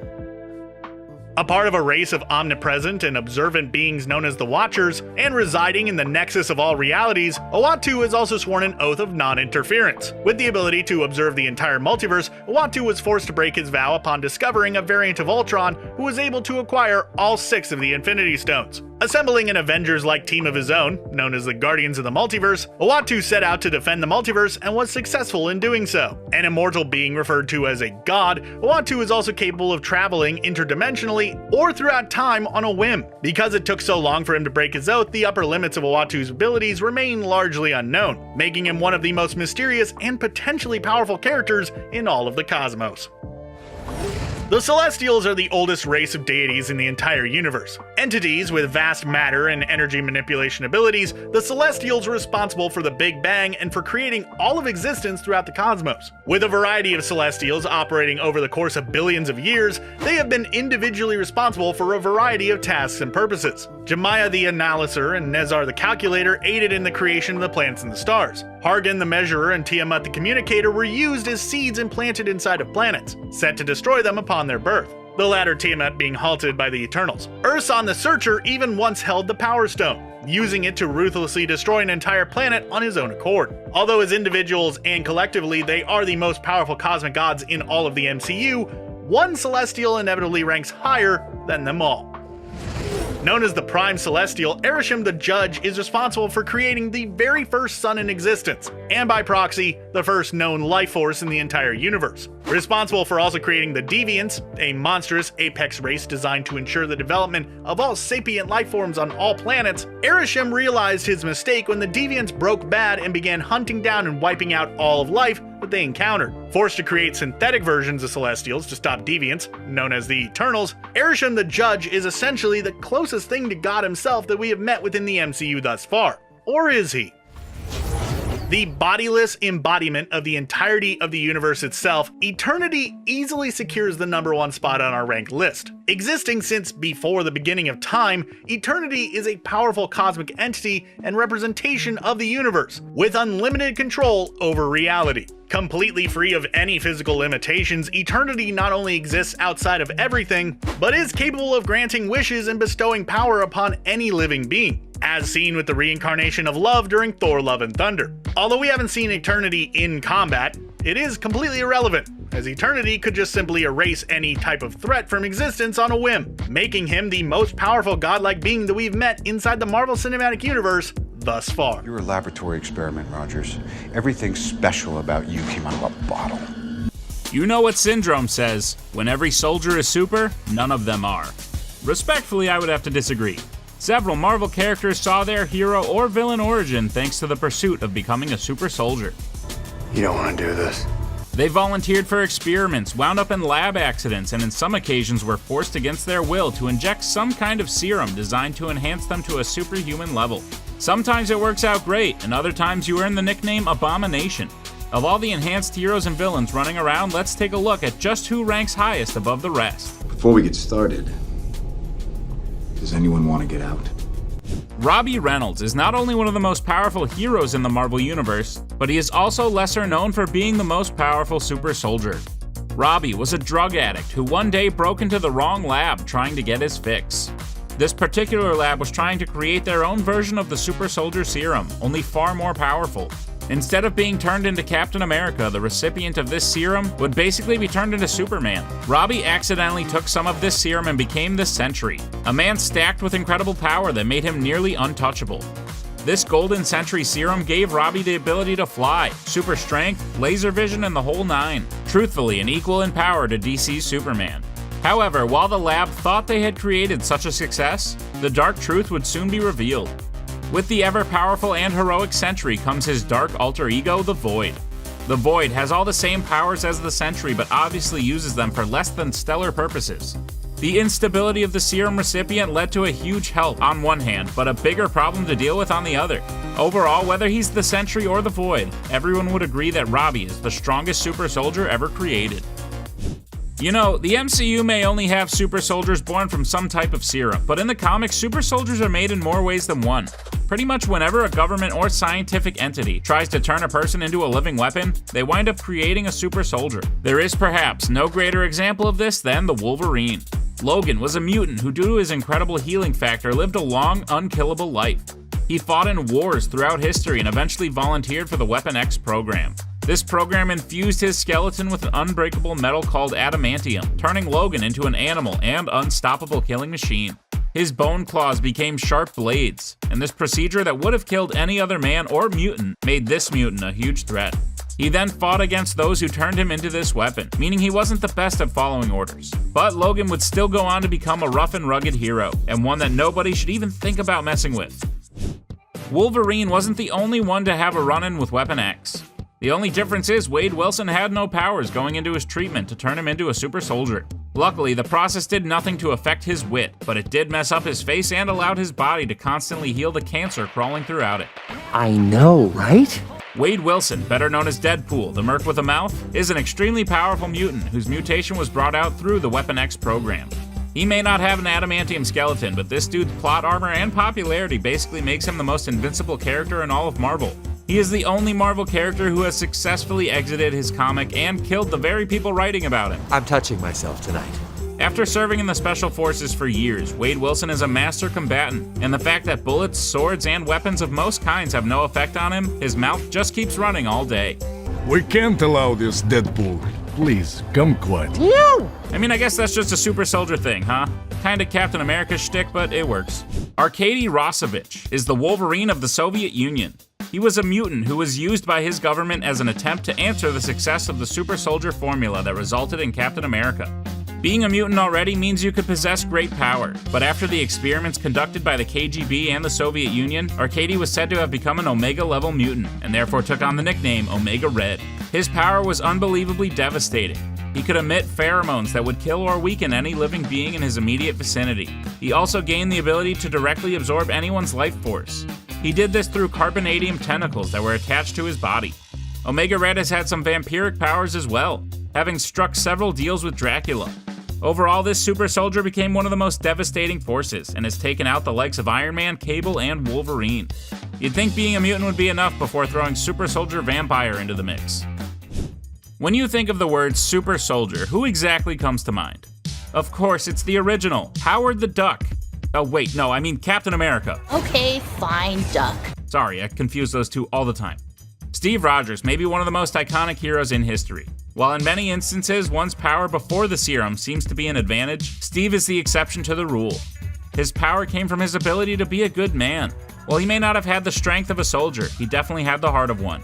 He is also only one of 2 people to receive Dr. Erskine's formula, which accentuates the good and the bad qualities in the person who takes it. The serum amplifies everything that is inside, so good becomes great. Steve was chosen as the recipient of this serum because of his lack of negative features, and was turned into the world's first super soldier. Captain America reached his full potential of power in Avengers Endgame when he proved himself worthy of wielding Mjolnir, granting him the powers of the God of Thunder. Steve Rogers is the pinnacle of what it means to be heroic, as he stood against an entire army all on his own. He is the world's first super soldier and clearly one of its best. Luke Cage is a very powerful hero who likely has to blow his entire budget buying new shirts all the time because the old ones have a nasty habit of becoming full of bullet holes. Luke volunteered for Dr. Noah Bernstein's super soldier experiments. Needless to say, they were a smashing success, and Luke not only gained incredible strength, but bulletproof skin as well. Luke Cage has been a member of the Defenders and formed the Heroes for Hire with Iron Fist, a literal crime-fighting company. Luke Cage's official superhero alias is Power Man, and boy does it fit. But when your name is already Luke Cage, the superhero alias feels sort of redundant. Cage's skin cannot be pierced, and while he appears as just a man, he is capable of tangling with some of the strongest beings Marvel has to offer. He's no Hulk, but is certainly in the conversation, knocking out superpowered villains like the Rhino with a single punch. At the end of the day, Luke Cage was a very successful super soldier who went on to be one of the greatest street-level crime-fighting heroes. Emil Blonsky was a former commander of the British Royal Marines with a long history of military service, declining every offer of a desk job because, in his own words, he's a fighter. Back when Thaddeus Ross was just giving away super soldier serum to any Joe Schmo who walked by him on the street, he offered Blonsky a fighting chance in taking on the Incredible Hulk. Dusting off an old project, Ross took past attempts at replicating the formula from Dr. Erskine that were somewhat successful but never got it quite right. However, they still succeeded at giving Blonsky enhanced strength and reflexes, as well as an increased healing factor that really helped after the Hulk kicked his face into the next universe 3 phases before the MCU would even introduce the multiverse. Blonsky's true power came when he became Abomination. Already feeling adverse side effects from the serum Ross gave him, he demanded that Samuel Stearns give him the same power that lied within Bruce Banner. Infusing Blonsky with Banner's blood, the mixture with the serum inside him was truly an abomination. It allowed Blonsky to nearly defeat the Hulk and destroy Harlem in the process. High-powered rockets had no effect on him, and his strength, speed, and stamina grew equivalent to that of the Incredible Hulk. He has been waiting in maximum containment for his glorious return, which appears to be happening as we speak. Tell me if this has ever happened to you. You're passionate about recreating the super soldier serum, but when a corrupt company butts its nose in your business, you burn all your research and inject yourself with the only successful vial of serum you had created. But that's only part 1. Then you're going for a drive and you carelessly crash into not just a swamp, but a mystical swamp. The mystical properties of the swamp then combine with the super soldier serum coursing through your veins, and you are transformed into an incredibly powerful but disgusting creature called Man-Thing. And then you spend your life promising everyone that you're totally different from DC's Swamp Thing. I don't know about you, but that happens to me like once a month. The same can be said for Dr. Ted Sallis, whose research was corrupted by AIM and he found himself on the wrong end of a car crash. He still has unbelievable strength backed by magical properties that help him fight crime in the least typical of ways. He doesn't really join teams and is in the most bizarre Marvel stories. Oh, and he may or may not have been a champion gladiator on Sakaar. Isaiah Bradley's origin story is a terrible one, horrific and wrong. However, it led to him becoming one of the most powerful super soldiers in history. After Dr. Erskine was killed and the original version of the super soldier serum was lost, the US government took 300 black soldiers and experimented on them, trying to recreate the success of the original serum. Very few actually survived, and the ones that did saw enhanced strength and performance on a level of Captain America. Of those few survivors of the experiment, only one person survived the covert missions, and his name was Isaiah Bradley. His story and history was then buried, and he was locked in prison for decades. It's a tragic story that created an incredibly strong super soldier, even capable of easily defeating the Winter Soldier. Overall, the story of Isaiah Bradley is a tragic one, but he wound up being an American hero with the strength and courage that would go on to inspire scores of heroes to come. If there's one person that really showed us why Steve Rogers was the perfect recipient of the super soldier serum, it's probably the guy that sort of screwed it up. John Walker was actually a decorated US military hero with an impressive resume of service before he was even chosen to be the next Captain America. His combat ability was already very high caliber thanks to his military record, and he was said to be the peak of human physicality with no substance boost. After his appointment, he began special government missions alongside his friend Battlestar. To say this guy had super soldier envy would be a gross understatement. This better be an unbelievable explanation. Take it easy before it gets weird. After he was absolutely embarrassed by the Dora Milaje, John Walker took a vial of serum stolen by the Flag Smashers and became a super soldier in his own right. He killed a member of the Flag Smashers after the death of his friend and was able to hold his own for some time against Bucky and Sam at the same time. While his short run as Captain America may not have worked out, John may find his new super soldier abilities to be useful under his new role as the US agent. Johann Schmidt was the leader of the Nazi science division in World War II known as Hydra. He led the group Rogue and sought to take over the whole world. Initially, he captured Dr. Abraham Erskine, who had already created the very first version of the super soldier serum that would eventually create Captain America. This version of the serum accentuated all features, both good and bad. This drove Schmidt's insanity and desire for conquest up an extreme amount, along with his increased fighting prowess and strength. Unfortunately, the serum was clearly not through all the testing phases, as it left a rather notable side effect which would lead to his new nickname. The serum caused the very skin on his head to melt off, leaving nothing but a red skull in its place. In a one-on-one fight, the Red Skull is able to hold his own against Captain America, even denting the very first version of his shield. Unfortunately, his quest for power caused him to be transported by the Tesseract into deep space, cursed to be the keeper of the Soul Stone.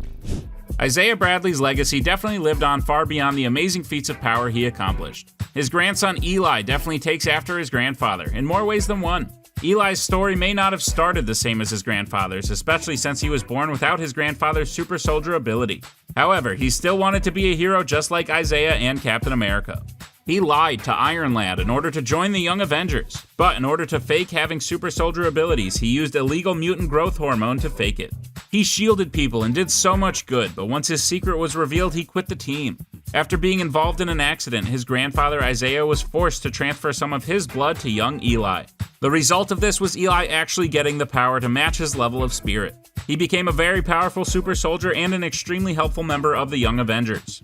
His story definitely has hints of the original Captain America, wanting to help people even if he wasn't fully equipped, and now he has the strength to back it up.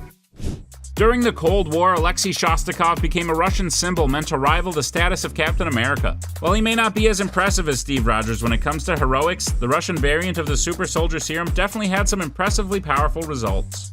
In his prime, we see that the Red Guardian can throw incredibly heavy objects and fight from the wing of a plane. As time goes on, however, and Alexei spends some time in a Siberian prison, he seems to have fallen a little out of shape.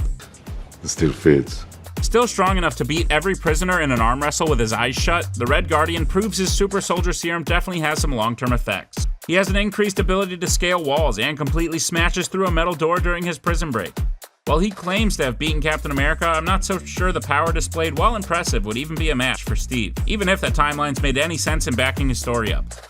Steve Rogers' best friend and member of the 107th Infantry, Bucky's whole unit was captured by the Red Skull.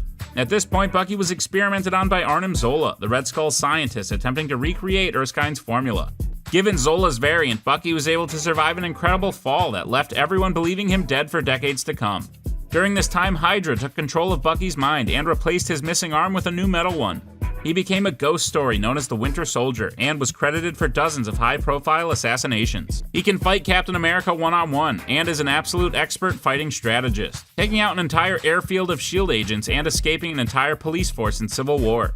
Eventually, with some help from his friend and the Wakandans, Bucky was free of his mind control and became an essential ally against the forces of Thanos.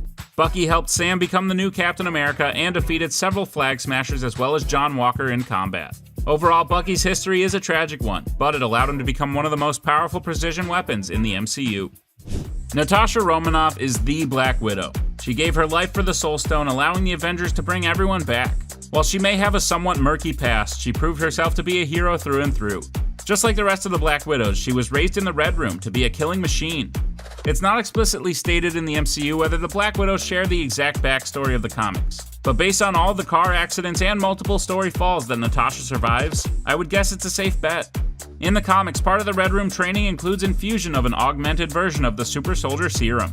It doesn't quite give her the strength of someone like Captain America, but it definitely makes her stronger than your average soldier.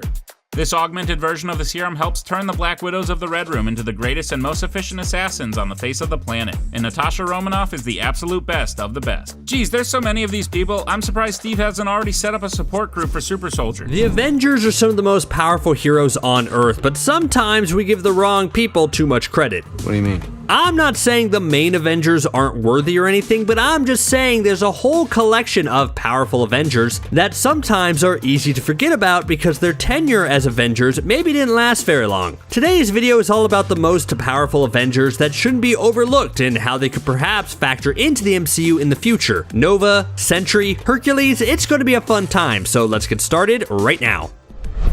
Richard Rider has one of the most superhero-y sounding names ever, right? Like, you hear that name and immediately you think of one of the strongest Avengers, and you'd be right. Name's Nova, creep. Nova creep.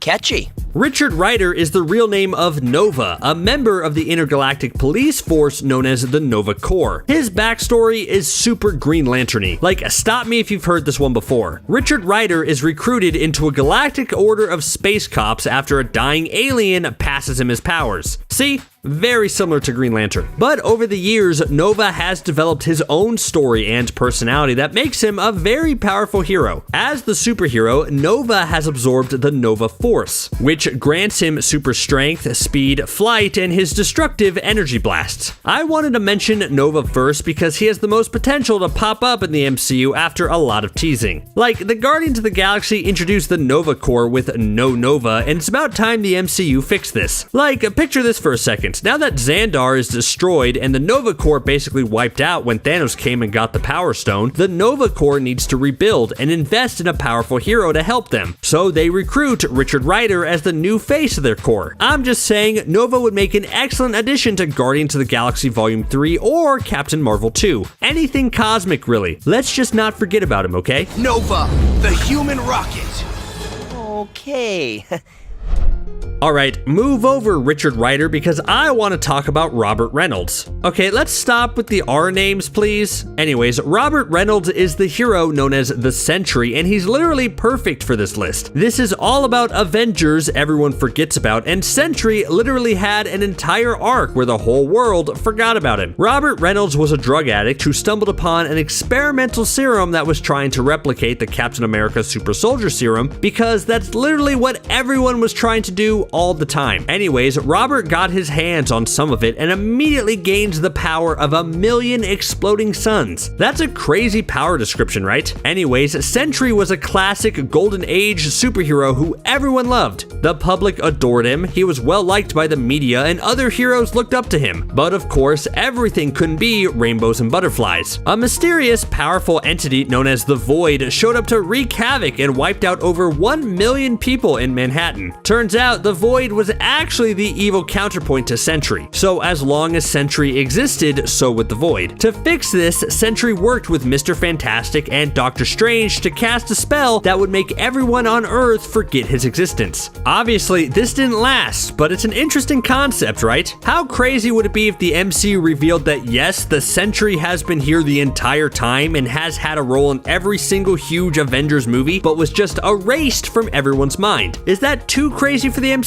I mean, probably, but we do know Doctor Strange loves to cast memory spells basically on a whim, so I don't think it's outside the realm of possibility. If you're looking for Marvel's version of Superman, then you can't forget about Hyperion, aka Marcus Milton. Oh, seriously? Marcus Milton? Oh, come on, that's worse than the other alliterations. Marcus Milton sounds like a second-rate Spider-Man villain, not Marvel's version of Superman. So I'm gonna stick with his hero name. Hyperion is crazy strong. He's done things like lifted Atlantis out of the water, punched the Hulk back into Bruce Banner, and held two Earths apart from each other to stop them from colliding. Yeah, this dude does not miss leg day at the gym. He actually comes from another universe, so that's why he's easy to forget about. But in his world, he came from a dying Eternals planet and was sent to Earth as a baby to escape its destruction. There, he was raised by a good human couple and would grow to become his own brand of hero, seeking truth and justice and all that jazz. But then his universe was destroyed and he was left floating in nothingness until a different universe managed to pull him out and place him in that universe. I just think with all the multiverse shenanigans that are currently happening in the MCU, now's the perfect time to introduce someone like Hyperion. It's easy to forget that Hercules has been a long-time member of the Avengers, but here we are. Hercules is a Greek god and is the very embodiment of power. Like, when your name is the synonym people use for being strong, then yeah, you're strong. The character has been around for years, with his first appearance going all the way back to 1965, where he was established as a rival to Thor. And that makes sense. Both of them are sons of very powerful leaders, and both are considered the strongest of their respective lineages. And maybe because Thor has become such a popular character in the last few years that it's been easy to forget about Hercules. And hopefully that all changes with Thor: Love and Thunder. I mean, we're getting Zeus in the MCU, so it stands to reason that Hercules will show up as long as there isn't a complicated rights issue or anything like that. If that's the case, then that's going to provide such a great new character to the MCU. Hercules has been a loyal and powerful Avenger for years, and I want to see what his presence can do for someone like Thor. I think before the Eternals movie, it was easy to forget about a lot of the Eternals that populated the Avengers ranks, and although the new film really started to introduce these new characters to a broader audience, I would forgive them for overlooking some of their more powerful members. Like Cersei, for example. Cersei was the star of the Eternals, and she had to remain one of the weaker heroes until the end of the movie, where she was the driving force behind stopping the Celestial from waking up from its power nap and cracking Earth wide open. And although she doesn't have as fancy of powers as some of the other Eternals, her abilities make her practically the most powerful. Besides the standard super strength that all Eternals come with, Cersei can rearrange matter on a molecular level, even on living things. That may not sound very cool, but it's an ability that makes her one of the most important people in all the galaxy. She can also do things like cast her own illusions and take over minds of just about anything. Yeah, she feels like she's Scarlet Witch level powerful, but because Scarlet Witch is the more prominent character now, Cersei can be overlooked and forgotten. Kamala Khan is another hero with another alliterative name who takes on the mantle of Miss Marvel, a young teenager who has the ability to stretch her body in all sorts of shapes and sizes. She was an ordinary kid who was exposed to Terrigen mist that turned her into an Inhuman and basically gave her the powers of both Mr. Fantastic and Ant-Man rolled into one. Now that's a powerful ability for sure, but I want to talk about Miss Marvel's MCU debut. The trailer for Miss Marvel revealed that her skill set was going to be different, and her using some type of cosmic device that attaches to her arm to create purple crystal shapes. It feels a bit like a Green Lantern ring from what we've seen so far, which is kind of fascinating. I assume they switched her powers up because purple constructs are easier to pull off in live action than stretchy powers, but the question becomes, which do you think is more powerful between the two? I mean, when in doubt, always go with the shiny purple cosmic objects, right? And although she's young, it's easy to forget that yes, she has been on the Avengers before, but left rather quickly after not liking the general rigid attitudes of the older heroes. I'm including Spectrum on this list mainly because she actually held the moniker of Captain Marvel before Carol Danvers did in the comics, which I think is something that's easy to forget now that Carol Danvers is the most well-known version of the hero. Monica Rambeau is starting to make a big name for herself in the MCU, with her origin story basically happening in WandaVision. She crosses through Wanda's special hex without the proper safety gear and comes out on the other side with her genetic makeup all changed. We don't know the full extent of her powers just yet, but I believe those are coming in the Captain Marvel sequel. But if it's anything like the comics, then we're in for a huge power surge. It's described in the comics as Monica being able to convert her body mass into any form of energy on the electromagnetic spectrum. That's basically science talk for she can do a lot and it will hurt when she hits you. And maybe she's overall a bit easier to forget about because she's gone through so many name changes. First she was Captain Marvel, then Photon, then Pulsar, and then now Spectrum. Okay, quick, what's your ranking of those superhero names based on coolness factor? I would rank them from top to bottom: Photon, Spectrum, Pulsar, Captain Marvel. Do you agree?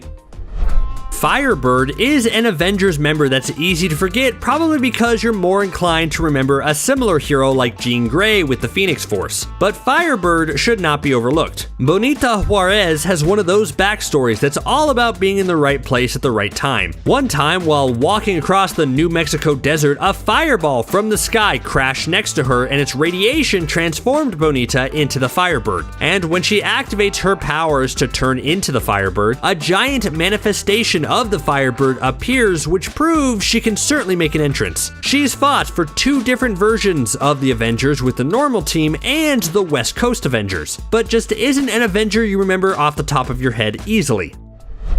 Okay, again, if this list is about forgotten Avengers, then I have to include the forgotten one. We know him now as Gilgamesh, you know, the one in the Eternals movie who loved to punch things really hard, but in the comics he had earned the name the Forgotten One because he was once exiled for being with humans too long. It's unfortunate we won't see him again in the MCU. I think I remember the hype around Gilgamesh before the Eternals movie was released because it was said that he would be one of the strongest heroes ever, but we never got to see him fight anything but deviants, so it was hard to know his true power levels. But I won't forget you, Gilgamesh. I'll always remember your very cool way of punching things.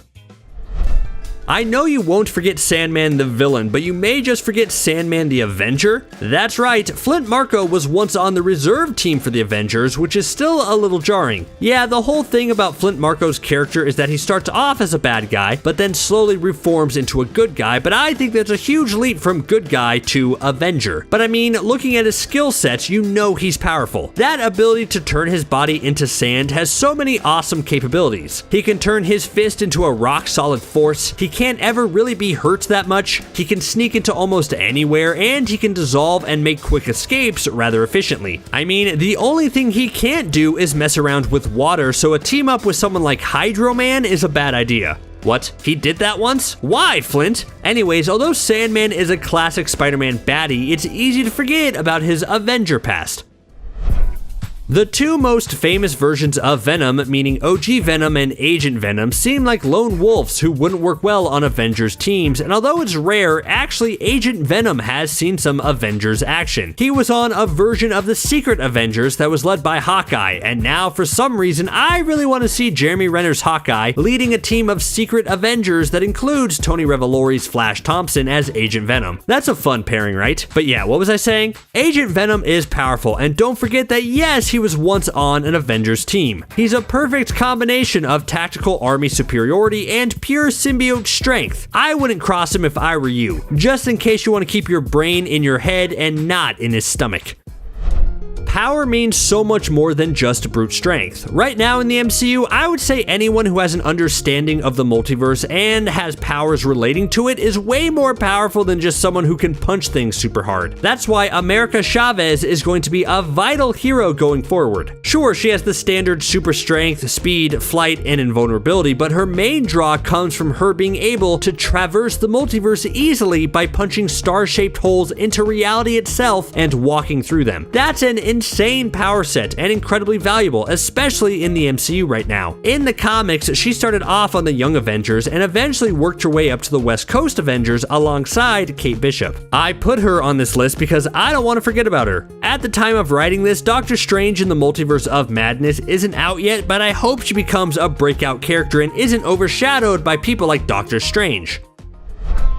Victor Mancha has an incredibly weird backstory. So after our heroes bested Ultron, they dumped his body in a landfill where his head was found by a human woman and she took it home. Okay, big red flag right there. If you're dealing with an Avengers level bad guy, don't dump the body at a garbage dump. Didn't think I had to spell that one out for people. In exchange for helping Ultron reform, the big Avengers baddie used the woman's DNA to help create a new cyborg human hybrid named Victor. Power level wise, Victor uses nanite cybernetics, which as we've seen in the MCU are basically magic, and then has all the cool cyborg perks like self-repairing, photographic memory, and cyborg durability. And yes, Victor was on a very special version of the Avengers team. It was called Avengers AI and consisted of Vision, a Doombot, and Hank Pym among others. So it was mainly a cybernetics team, which would be awesome to see in live action.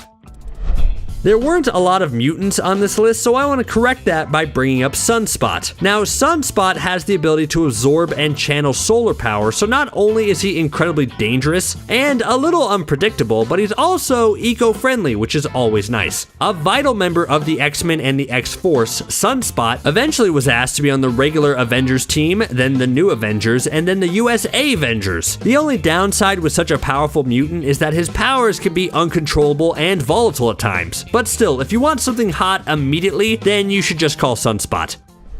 Normally, when you think of Ares, you might think of a bad guy. He was the bad guy in the first Wonder Woman movie after all, and has generally towed the line with villainy in the Marvel comics. But after Thor had expired, don't worry, he got better, Ares stepped up and tried to fill Thor's role on the Avengers. It was clear that Ares was not as powerful as Thor was, but I mean, he was the god of war, so he could dish out the damage. I had mentioned Hercules earlier, but I also hope the new Thor Love and Thunder movie uses Ares as well as Zeus and Hercules in the movie. Yeah, there are some powerful forgotten Avengers, but what about the least powerful forgotten Avengers? Does that list exist? Well, if it did, I would populate it with heroes like Dr. Druid, Triathlon, and the Two Gun Kid. Yeah, those guys, maybe it's best that they stay forgotten.